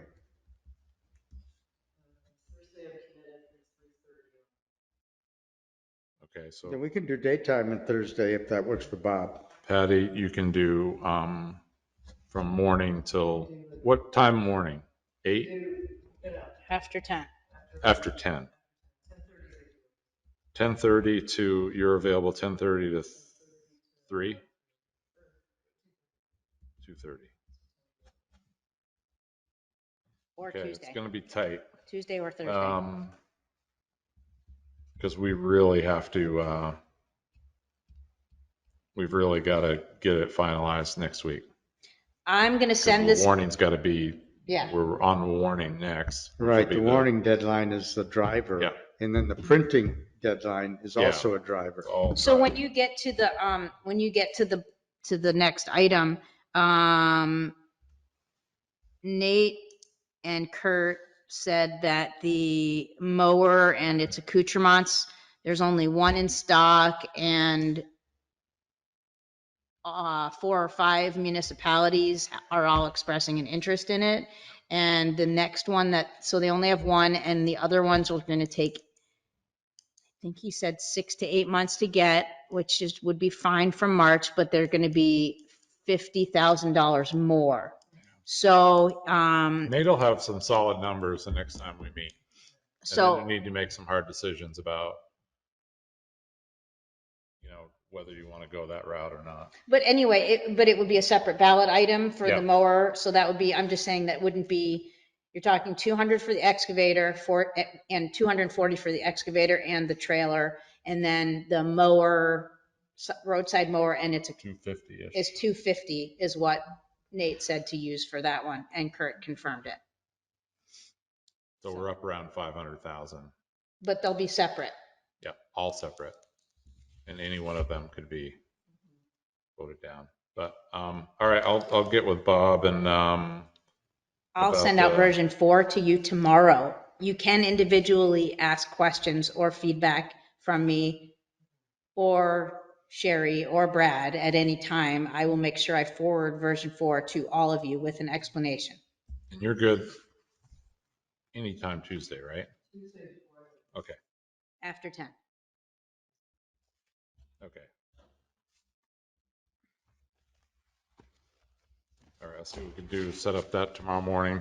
So, okay, so it's 7:38. Thank you. Thanks, Jennifer.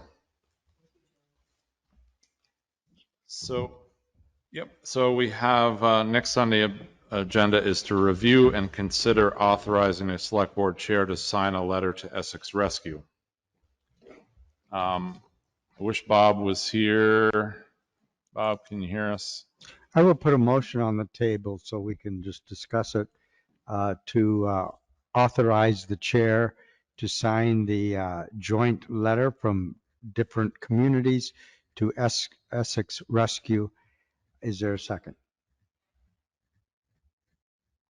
Bob, you're there, yeah. I'll second Supporting, that. the supporting, yeah. So is there discussion?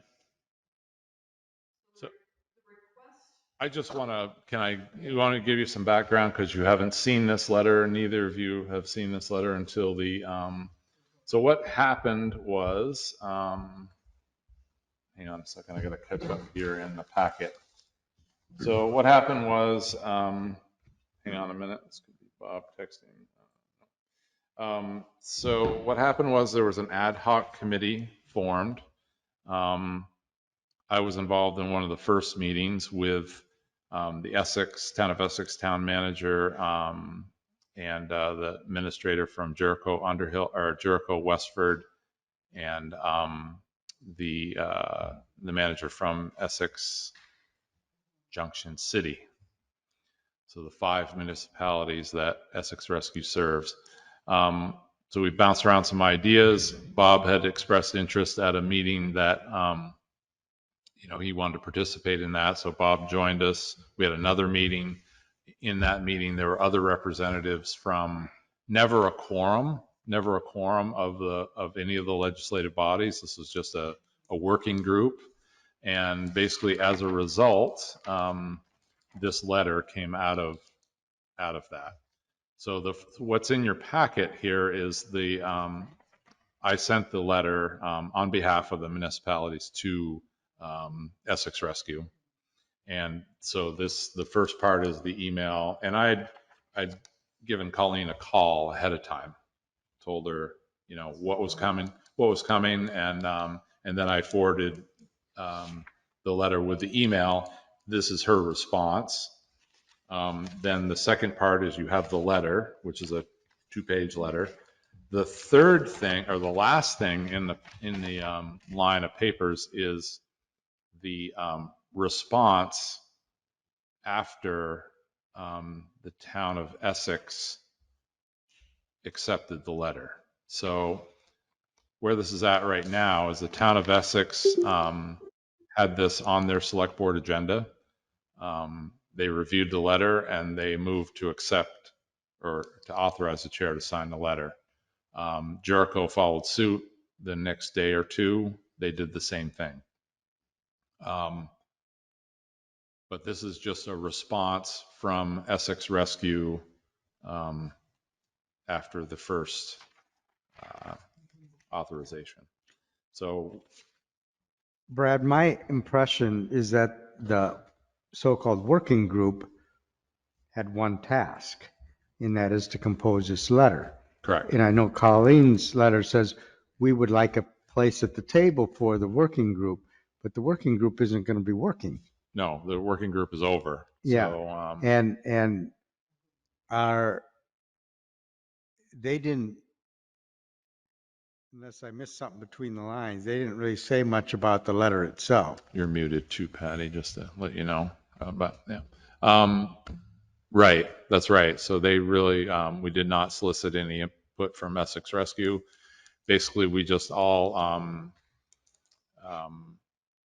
summarized all of our experiences and what we were feeling, with the rapid budget increases, and maybe granted, the first increase was warranted. I mean, we've been getting a very good deal for a long time, but then again, the second increase. There were promises to have a second rig online. That didn't happen. We're not sure what the status of that is. So basically, this was just everyone all agreed that it would be nice to see quarterly reports about how the communities are being served.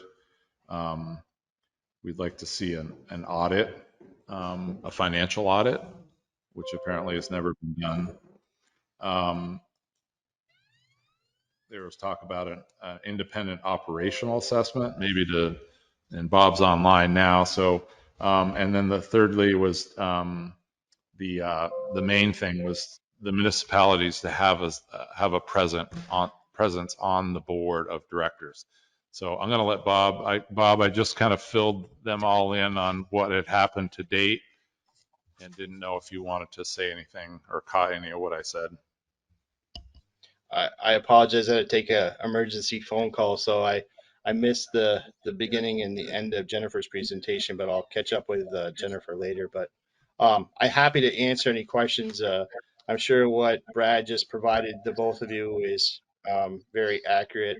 The last meeting that we held together as a ad hoc committee of the select boards was that we were all in agreement with this letter.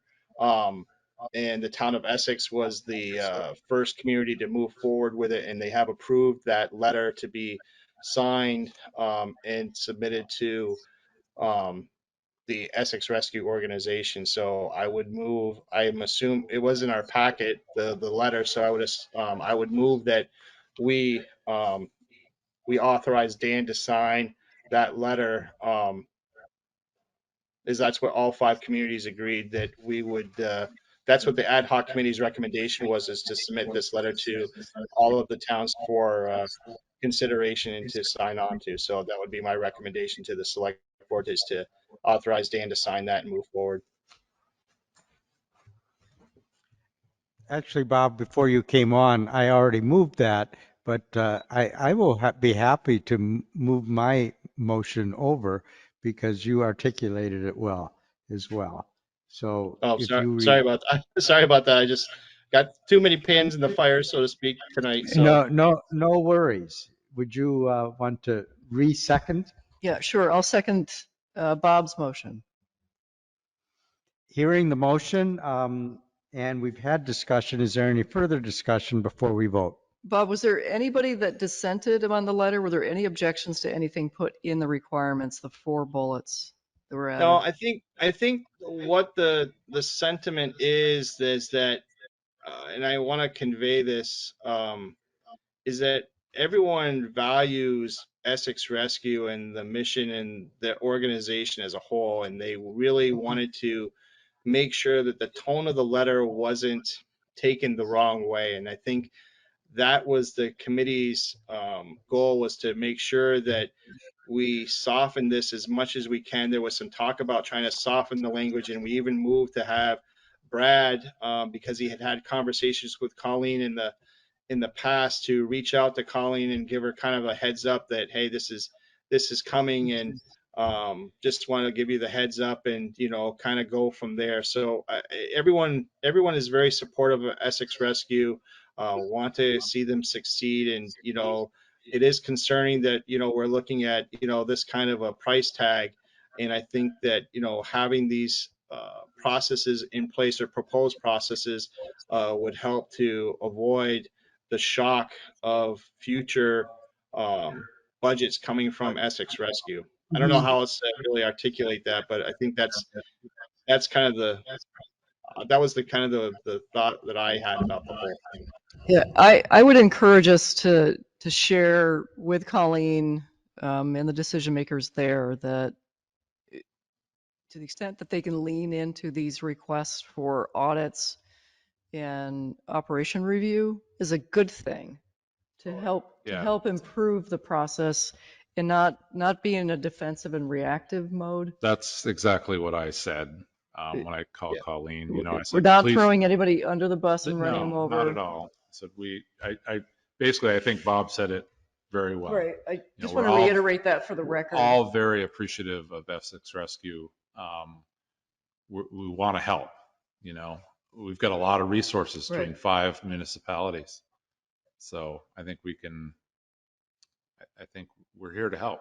Right. And let's lean into this and spend some dollars to improve things and ask that they lean into it too, in a good way, not. Well, the letter can't be amended from what it was, I what understand, it is but- now, but Right. I would imagine going forward, you know, if this letter does, if all municipalities sign on and then it goes forward, those conversations will Okay. start. And they want to,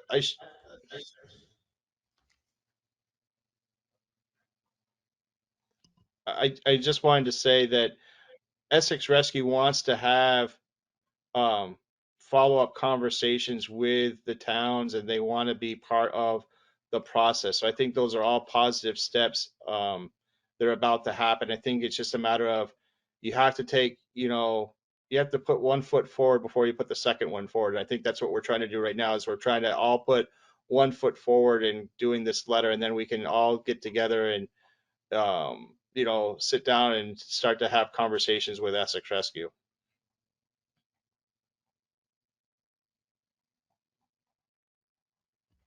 Well said. Ready for the vote? All in favor? Aye. Aye. Aye. Opposed? The ayes carry this motion 3-0.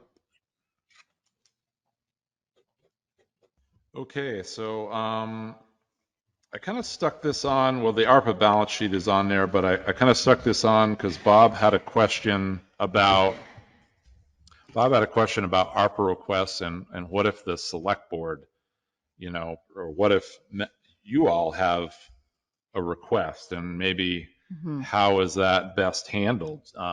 It seems a little awkward, but I see the point. It's like they want to see all the requests. So if, say, Patty, you had something that, or the select board as a whole had something that they wanted to submit or have, you know, me submit it for you. Is that the way, am I explaining that right, Bob? I think is that the way we should try to move forward? Well, I wanted to have kind of a balance sheet because I'm the one that's on the hook as far as if we get audited on where these funds have been spent. So I wanted a sheet that shows like, here's all the money and here's when all the decisions were made to spend that money. So we can reference like we decide to buy uh, playground equipment for Moore Park, and on June 3rd, 2023, we voted as a select board to do that. So, you know, it's just so that there's a running tally sheet of, and I'd like to get that every select board meeting. So we're not caught as a surprise by anyone, that we all know, like, here's how much money we have, here's how much we've spent, and this is when we approve to spend it, and we're moving on from there. So everyone's on the same page. Yeah. So Bob, isn't this in the packet every time we get it? It is, but I guess back to maybe didn't quite. What I was referring to, Bob, is, and I appreciate you stating that, but was what if you all have an idea about an ARPA project? You know, we kind of spoken about this on the phone, I think, before, Bob, but what if you all have an idea for an ARPA project, even though you're the final say of how it's going to get, should that go through the process of the ARPA committee? Am I making? I think sense? that's a clear conflict. If Okay. I submit a proposal and then sit here as the last deciding group and I want my proposal to go forward, that's a pure conflict. Okay. I don't think we can do that. So if you have, Or if we so do in other submit, then words, we have to. so in other words, say you get to the end here, right? So we have all these proposals, right, at the end, and now you're trying to, you know, prioritize them or see which ones are going to fly and which ones are not. What if you had something that was new? Am I articulating that right, Bob? Was kind of your Yeah, I mean, thought? I think that, you know, there's gonna come a point where our personal thoughts and opinions are gonna weigh in on this. And if, let's say, we run through this and we have, say, $60,000 worth of ARPA money, and I'm just throwing an arbitrary number out there, and we don't have any other proposals from the ARPA committee that are in the $60,000 price range, they all say are more expensive or something like that, then it's really going to come up to what is the process going to be on how we are going to disperse those funds? Are we going to come up with an idea on our own? I mean, the ARPA committee, in my opinion, is an ad hoc committee of the select board. They're trying to make our jobs easier on how we are going to spend those dollars and engage the citizens of Underhill into the process so that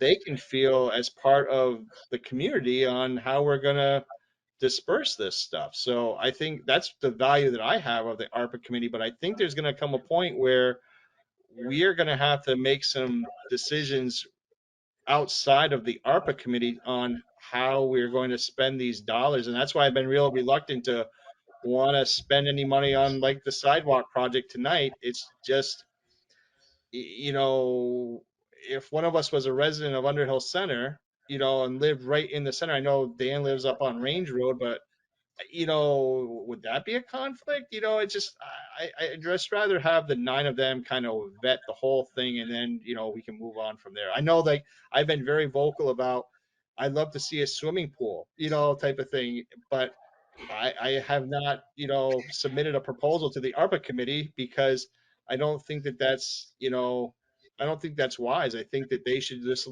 have all those proposals come to them and vet them. Bob, I think don't I don't think that we should be able to submit a proposal to the ARPA committee for a That's fine. project, because I think that that clearly puts us at a conflict of interest situation. If I have a pet project and I submit that, then I'm in a conflict to make decisions for all the rest of the projects ahead of me. That said, if we go through this whole process and there is still remaining funds for ARPA, then I do think it's our obligation to figure out what to do with the remaining funds. Most other select boards, rather than delegating to a committee, are just deciding for their towns without necessarily having a committee process. So I think as our role as the select board, if there is anything remaining, we as a group can figure out what to do with that. Well, I agree with you to a point, but I'm waiting to hear before I weigh in. I really want to hear what the ARPA committee comes back with as their recommendation to the board, and then once we have that piece of information, then we can go from there. But I don't know what that recommendation is going to be. So before I say, how I'm going to vote, I don't want to be hamstrung. I just want to see what they come back with, and then we can have a larger discussion after that report has come. I'm trying not to influence. I'm not going to be submitting anything. If somebody wants to submit a swimming pool project, that's fine. I've said it before. I said, before we had ARPA, type of thing. But, I think that we have other things that the town needs to consider. And I'm going to be appreciative of seeing that report. I really, truly am. When I voted to, establish the ARPA committee way back when, I kind of cast my, fate on them until we get to pick up the ball and field it. And, we're going to be able to have some feedback and make some decisions because the legislative buck stops here. But maybe there will be some extra money. Who knows? But I'm happy to support the wisdom of the ARPA committee. All right. Well, if that's all, we've trying to stay on schedule. I guess the roads are very icy. I've been getting reports here. Patty had asked to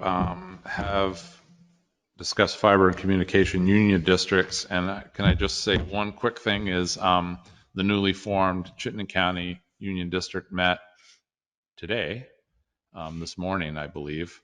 They had their organizational meeting. I wanted to attend, but there was just too many things going on. But one of the things I noticed on their agenda was outreach to Essex and Underhill, or Westford and Underhill. So I included just an email that Patty had forwarded. So I'm not asking for action tonight, but what I'd like for us to do is move back to consider joining a CUD, whether it's Lamoille or the Chittenden County CUD. So the Chittenden County Communication Union District has officially formed, and being in Chittenden County, that points to potentially Underhill joining that CUD. We also have a story to tell about being close to Cambridge and bordering Lamoille County that we could also join Lamoille CUD. What I would like to do is invite the Chittenden County CUD executive director. I'm not sure if it's executive. Is it? Oh, what's his first name? Something Baker. That would be Charlie Baker. Charlie Baker. He's the Chittenden County Regional. Whoever's at this point leading the Chittenden County CUD, and have somebody from Vermont Community Broadband staff come and give us the pros and cons of each, so we can make and vet whether we join one or the other or not at all. So we can make some decisions on that. We can't join both? We can ask that question. Yeah, I would really want to do that because I want to get moving on that. Yes. I know we were, you know, on the cusp of doing that, and then Lamoille had some drawback from it for some reason, and I would like to readdress that. So thank you, Patty, for bringing that up and staying tuned in. I think it's time for us to revisit. Let's bring the parties in. I'm not sure if it's the next scheduled meeting or when you. Probably after not. budget? After we get the warning out the door, that would be the best time to do it, I think. Okay. Just let's. If you can pick a date that would work, Yeah. then either you go, Sure. maybe you go ahead and run with it to set the parties up. Sure. Somebody from Vermont Community Broadband Board, either Christine or Rob Fish, whoever's in charge of the Chittenden County Communication Union District, and maybe even invite Val in. And let's have a discussion about pros and cons and try to figure it out. Because it was my understanding, and this is just be for good discussion, is the purpose of the CUD is to provide internet to the community, correct? So if that means in the most efficient manner and with the least cost, and if that means that, say we join the Chittenden County CUD, if they recognize, Lamoille could better serve us in this particular place, they would recommend that, right? So they're not like in competition with each other. Exactly. It's exactly what you said. If there are pockets that are better served by somebody else, whether it's Lamoille, Northwest, Mansfield, Fiber, they can peel those buckets off and make sense of that. Those miles, those houses and line miles, peel them off and send them to the other CUD or another entity. Yeah. And I was also, I was pleased to see that that the broadband board also was reaching out to people to get better data, right? Yeah. Yes. So there's an online survey, kind of like I did back a bunch of months ago. And hopefully people are, I've been trying to tell as many people as I can and point them in the right direction. So, all right. So I will do that. I will follow up and probably be I would say in February at some point. Okay. Excellent. So we have 3 meetings before town meeting. Are you wanting to have this done before town meeting?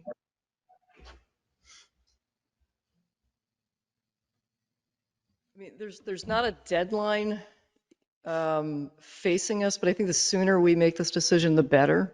And as Brad just said, we really can't go wrong in terms of our decision.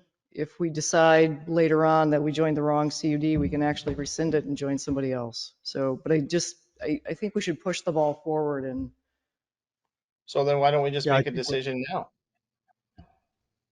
I think we're overthinking this whole thing, Could be. and I would appreciate hearing what Chittenden has to say. I don't know that we need to revisit Lamoille. We can just make a decision, and I think since Chittenden's just so newly formed, um, although I do believe Jericho might have signed on with them. Yeah. Jericho did sign on 2 weeks ago. So how did they do that before the CUD Beca- actually formed? Because it had, the CUD is now populating the positions, but they had formed about a month ago. Oh, okay. So I thought this was their organizational meeting, so maybe I'm misunderstood. to answer your question, Bob, I would like to have this done, our decision made before town meeting, which, so that we can, the internet is a concern for many people. I mean, if you are both comfortable moving to the Chittenden County Communication Union District, I'm happy to put a motion on the table. I might caution and I'm always like that, but if you want, I know they've got some meeting packets and some talking points or just some more information about them. It would be nice to have it on a warrant agenda. Because right now it's basically The discussion item. yeah. I So- think that Gotcha. I think that that's wise. That's true. And I can include- That's true.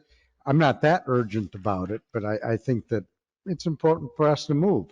I think you guys are going to move. I can feel it. So I think if I just have maybe the agreement filled out and some information, Mhm. then we could just We can warn simply it. do it Let's do next it. time if Okay. you'd like. Then it's warned. Okay. You know. I'm happy to Or do that. have them come in and, possibly take action so that if there's anybody, I don't know if you want to do like an informational meeting, like half hour before our next scheduled meeting, you have the public have like a half hour of, kind of a introductory type meeting of what the Chittenden CUD is all about, and then we can take it up as a discussion and possibly take action during our regular scheduled select board meeting. Would that work? Sure. We're going to be really, because mostly we're going to have the warning's going to be put together. It's kind of a formality, right? So once we set the budget, then the warning kind of sets itself. So. But I don't know if you wanted to have like we did before. Just kind of No, I understand that, but I'm just saying that's kind of a big meeting. That's kind of that particular meeting is kind of a big deal to set the warning. But if we wanted to add that, I understand what you're saying ahead of time, but then add that to business, we could do that, I suppose. Yeah.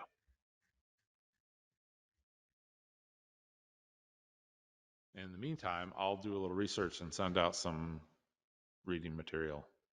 Not overwhelming, and I'll reach out to see how the organizational meeting went, and so. Very good. Thank you. 8:06. Actually, here a bit of schedule. Okay, so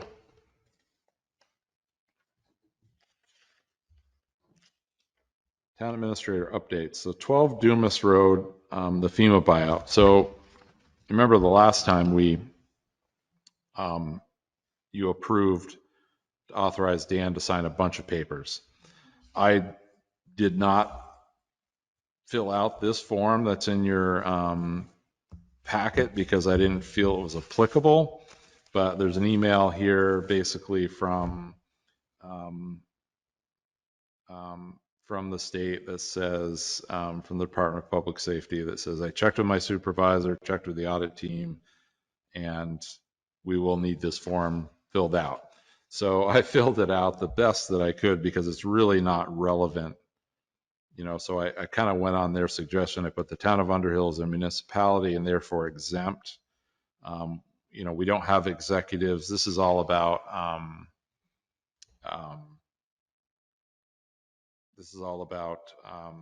being transparent about executives and salaries and so forth. It's really not applicable to us, but it has to be on file for us to get.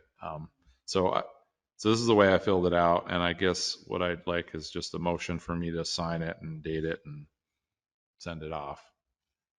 I sent them a draft of the way I filled it out, and they said that was fine. So I'd move that we do that. Authorize Brad to sign the paperwork necessary on 12 Dumas Road. These already filled out and presented. I'll second that. Is there discussion further?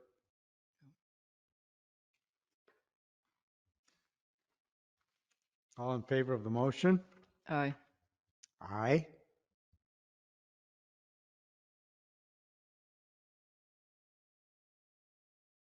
Sorry, I didn't know I was muted. Aye. Opposed? Hearing none, the ayes carry this motion 3-0. So next is a proposal for an Underhill community orchard. And it's a 2-page. The first is just a cover letter to the select board. The second is a map showing the rough area of the proposed plantings. They're not asking for any money. They're just asking for permission to plant such an orchard.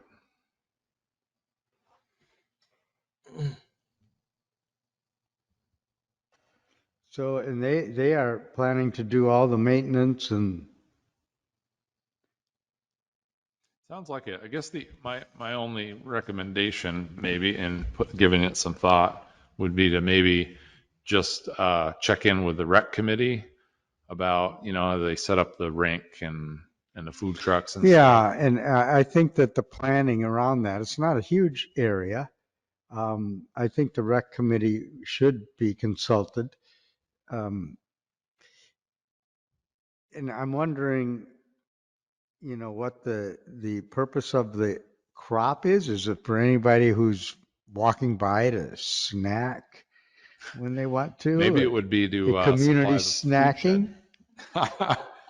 I'm kind of excited about it, actually. Yeah. Well, I think that it would be a nice touch if we have the room and if people are willing to put the effort. But, somebody's running by on a jog and they want to snack on an apple. Well, you get the food sharing shed there. Maybe it's, some of the harvest can go in there. And Would they contemplate, I agree that it would be great to check in with the rec committee, because my first question is there room? And is this going to block the bands and the food trucks and things of that nature? Because a tree isn't just It this really little needs to be spot, it's coordinated. the canopy of. Well, they are dwarf, but I don't know what that means. But we're mostly talking about, dwarf trees. They Mhm. pruned, they're pretty small. We get a bunch of blueberries and raspberries. We all know what they look like. I would encourage, if we move forward with this, appropriate signage to give some sort of boundaries. I wouldn't want someone coming in and like clearing all the blueberries up, making 20 pies, just some sort of, help yourself, but, consider sharing with your neighbor. I don't know, just some appropriate signage. I think the rec committee could chew on this one. Okay, so maybe what I'll recommend to the orchard committee is the rec committee's meeting on Tuesday. Maybe they can put their heads together and come up with some ideas. But Is this the best place for it? Is there other land? there is other land. Bob, do you have something?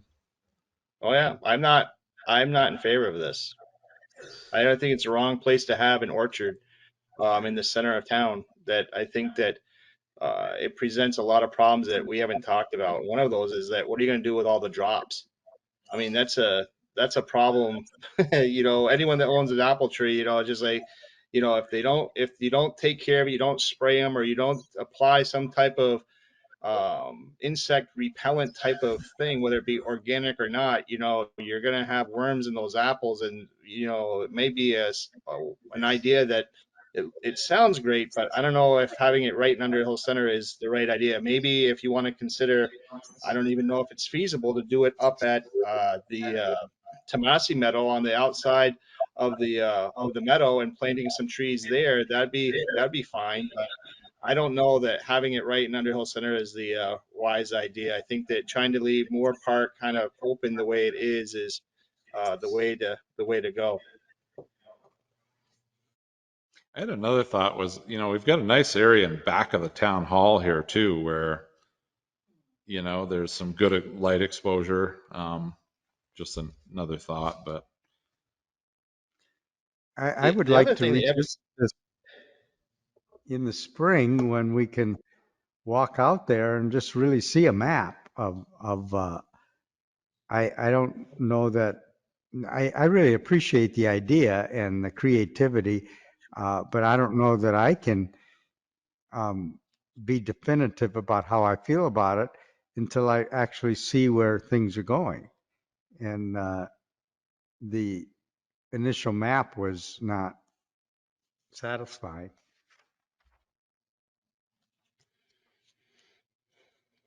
But your point initially, Brad, about the rec committee weighing in, I think that that would be important.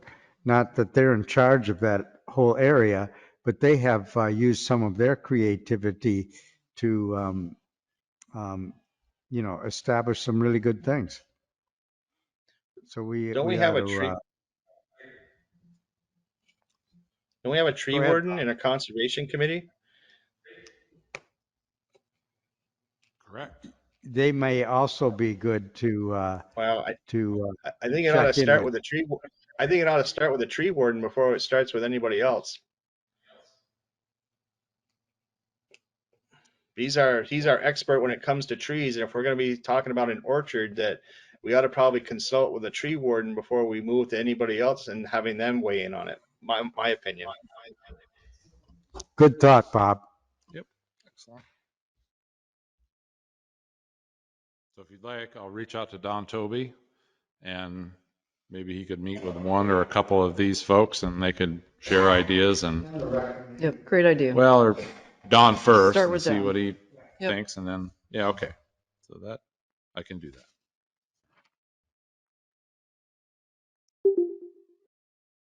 Okay, so the next thing is the mileage certificate. So Patty, every February, we certify to the mileage of class 3 highways. This is how we get paid for state aid. Nothing has changed. I took the liberty of marking here that there are no changes in the mileage. I did check with the mileage. It's the same as last year and it's the same as our current mileage map. So it's pretty much just the formality of authorizing the chair to sign the mileage certificate for year ending February 10th, 2023. I'll move that we authorize Dan to sign the certificate of highway mileage for the year ending February 10th, 2023. Bob? I'll second that. Second, sorry, I was muted. Is there a discussion? Nope, All in not by favor? me. Aye. Aye. The ayes carry this motion 3-0. All right. Thank you. And that's, so the next thing is the Diffenderffer property here to the east of us, their consultant sent what's called an overshadowing notice. Where exactly is this? Well, so before I get too deep into it, I reached out to the state because all I received was all I received for you all was a little 8.5 by 11 copy.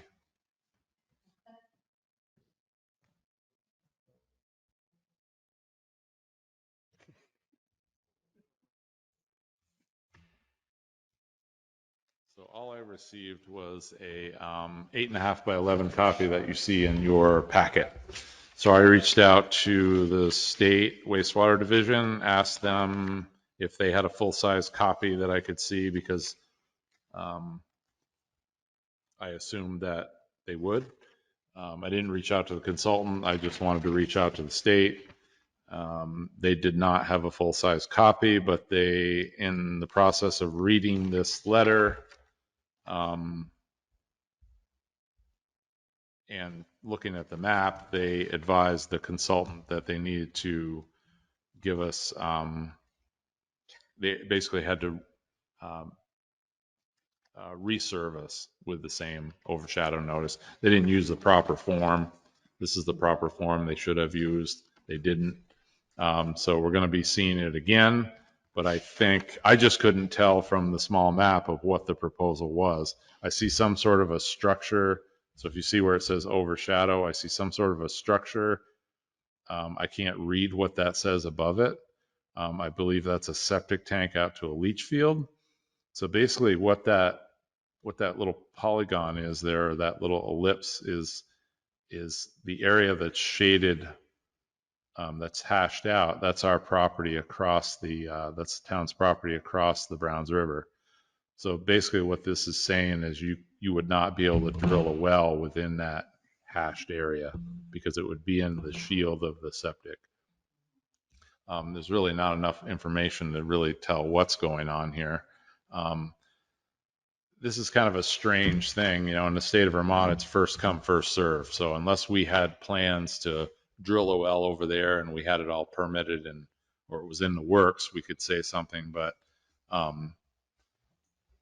seeing how we have no plan for anything, there's not really much I don't think we can say. This is just a notice. If you were in the state of New Hampshire, you would be required to get an easement from the neighboring landowner.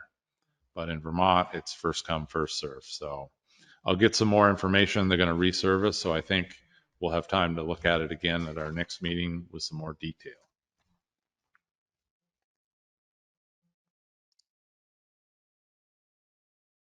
The next thing is the recruiter has been asking that, they've been having a hard time finding qualified candidates that had a CDL.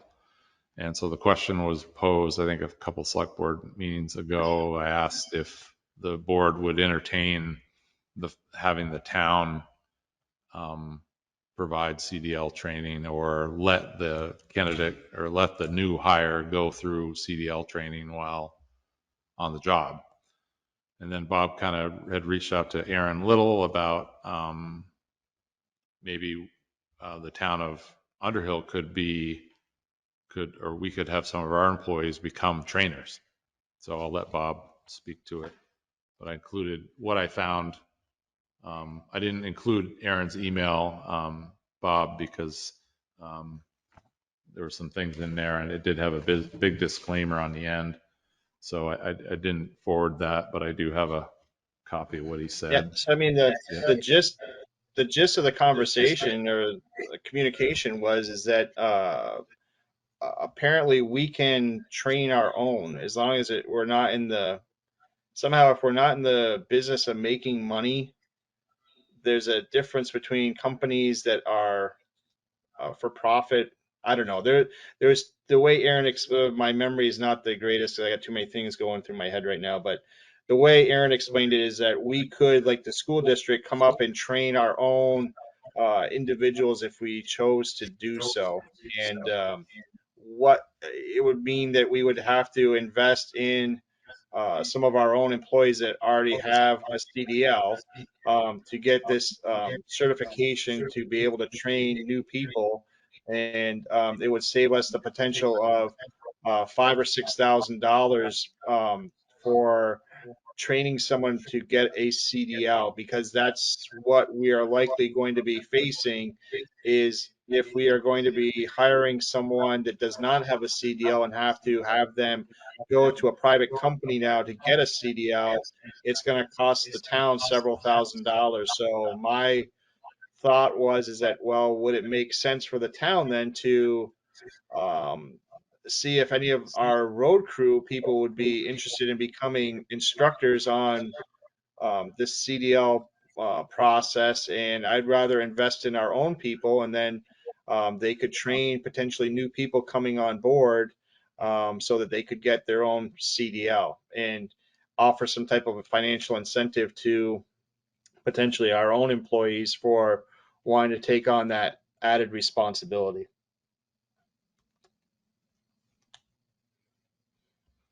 I really like the idea, Bob. I would want to know more about what time this would take, our own road crew and, how they would add that in.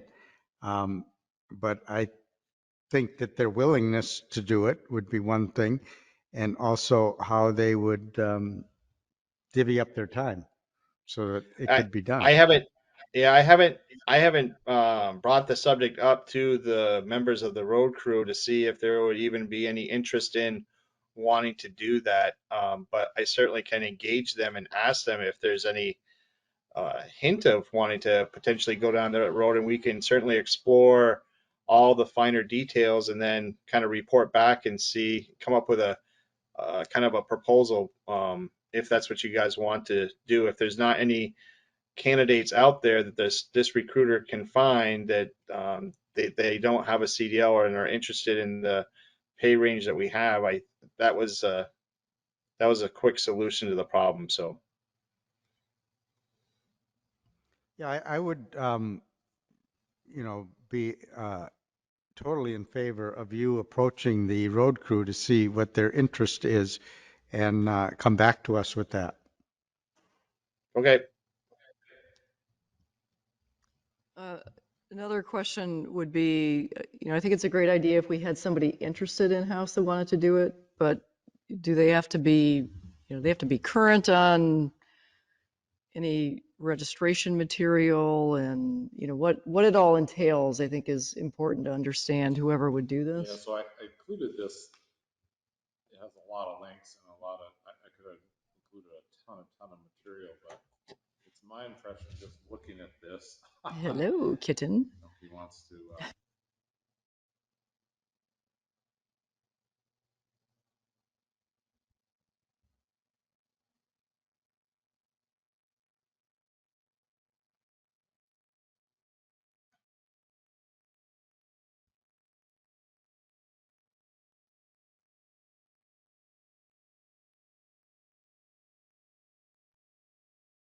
Well, can't hear you at all.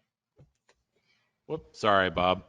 I was just saying that there was a lot of materials in here, but I think from reading what I've learned, any one of our road crew members could become, so long as they were proficient in all different, automatics and standards, and could become a trainer.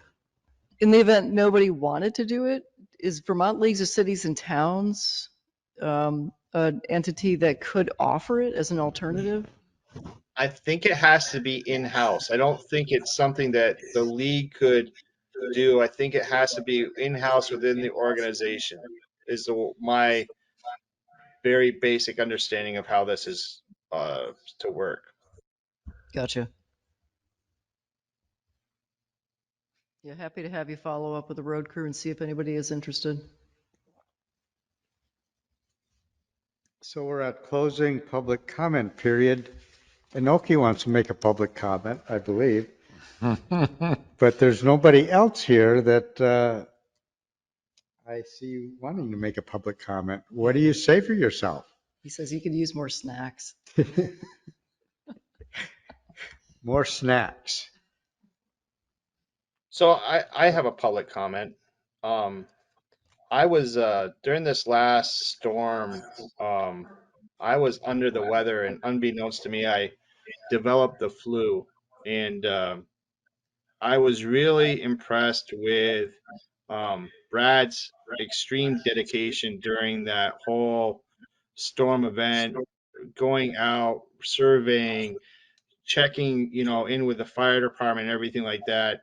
Brad continues to impress me with his extreme dedication to the town of Underhill. And I really want to take this time to thank Brad, you personally, for all of your hard work. I think we all were pushed to our limits. And I know you personally were pushed to your limit because you were without power, not only at your own home, but at your mother's home. And, you know, we're also trying to take care of everybody in the town of Underhill. So I really wanted to say thank you for all of your efforts. And I know that there's a lot of other people, you know, on the road crew, and, you know, thank them as well. Jennifer, I'm sure. But I really know that you were, because I know we were trying to coordinate many different things that day, and I just wasn't able to do a lot because I had the flu. So anyway, thank you, Brad. And I want the public to know, like, we really truly have an all-star when it comes to Brad Holden being our town administrator, and I truly mean that. Thanks, Bob. Thanks for making that a part of the public record, Bob. I just want to put a plug in for the fire department too. Without those guys are they're in dozens of places at once, you know, so they were, it's so helpful having that many people that'll go anywhere, do anything. So I was very appreciative of working with them that day too. But first and foremost, as Bob said, thank you, Brad, and thank you to all the staff. Everybody here is just super dedicated to this town, and it shows, so thank you. Yeah, thanks. Well said, Bob, for bringing that out. Indeed. So warrants and minutes.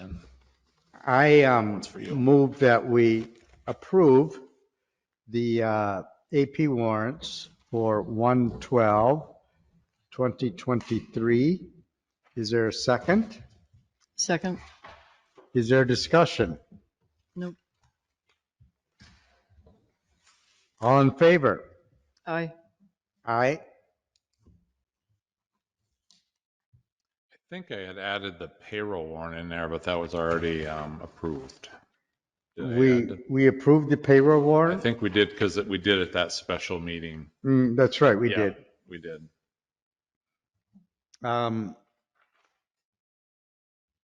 Bob, did you vote? I did, but you couldn't hear me because my microphone was muted. I said aye. Oh, okay. Sorry. The ayes carry that motion 3-0.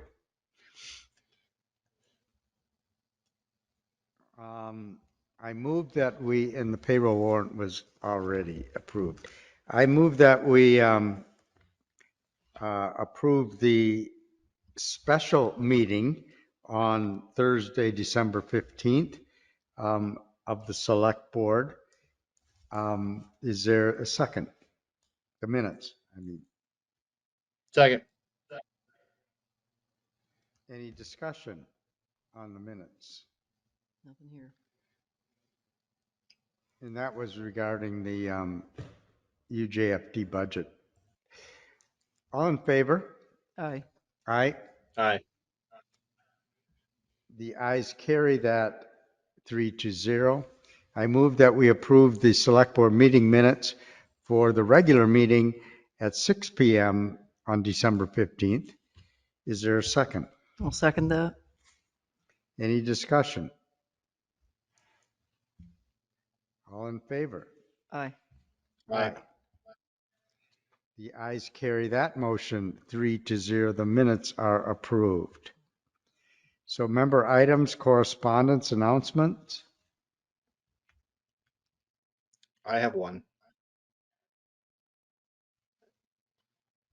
We had Okay. talked, and I don't know, I can't remember, maybe Brad can help me help my memory, but did we vote on if we were going to dedicate this next town report to anyone?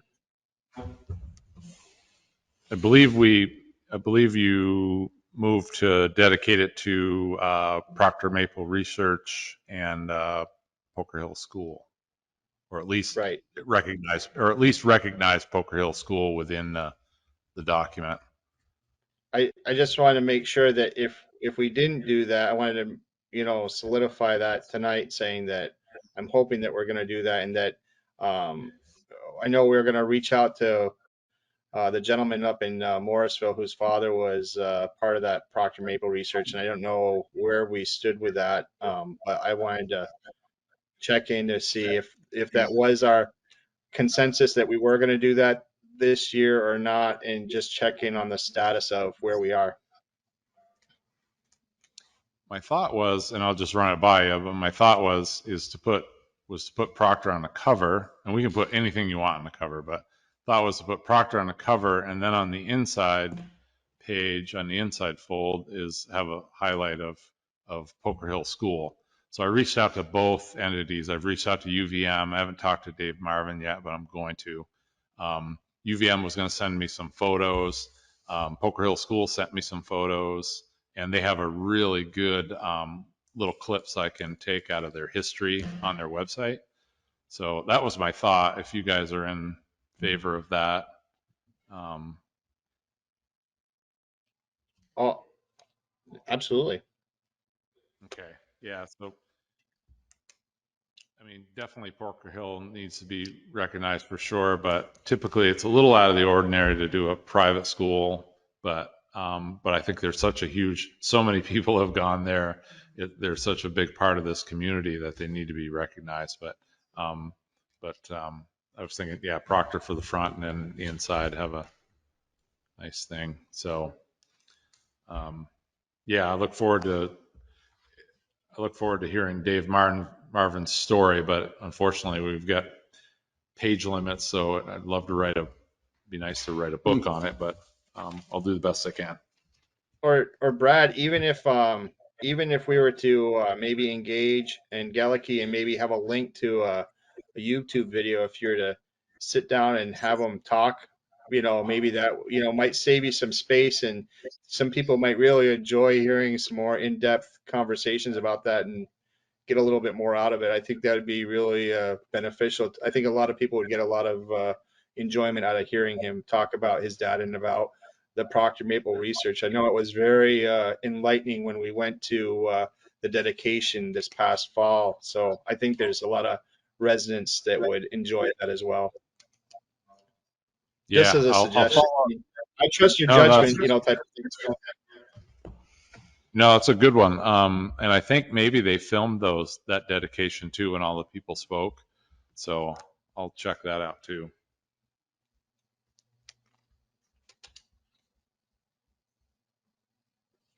So you were gone, Bob, but we discussed, we threw around some dates. So we have to, the next meeting we have, or well, between now and the 26th, we need to finalize the budget so we can have the warning set for the 26th for you to approve. Because once we set the budget, the warnings just follow suit. So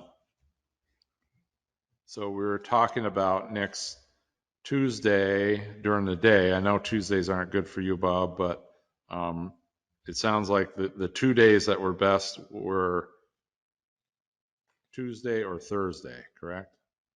Yeah, both during the day. Both during the day, So I wanted to unfortunately. make sure that you could do that, Bob. Remote in or something. What time were you thinking on Tuesday? Sometime after 10, 10:30. So I have a appointment with the dog at 10 o'clock on, but it should only be half an hour. So I mean, can we make it 11? Works. 11 works for me. Works here too. So I 11 can't on imagine. Tuesday. That'd be great. 11 on Tuesday, and I'm just going to It's the confirm the 17th. day, 17th. That'd be great, and we'll just do it right here. Is that enough time, Bob? You want to do 11:30? No. Okay.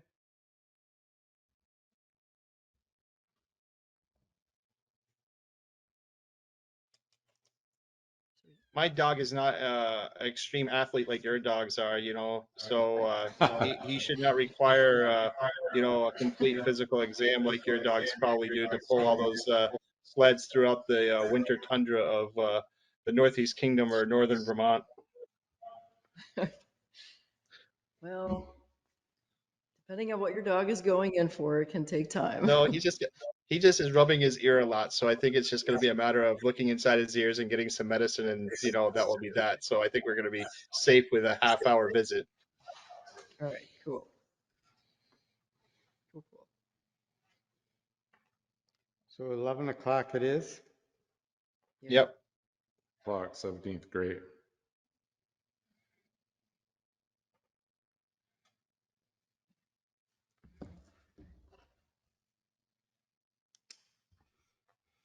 All right. Good.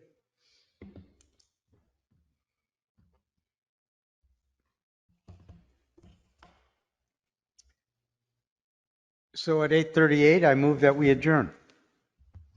Second. All in favor? Hi. Aye. Aye. We are adjourned. Thank you. Have a good night. Thanks for hanging in there, Bob.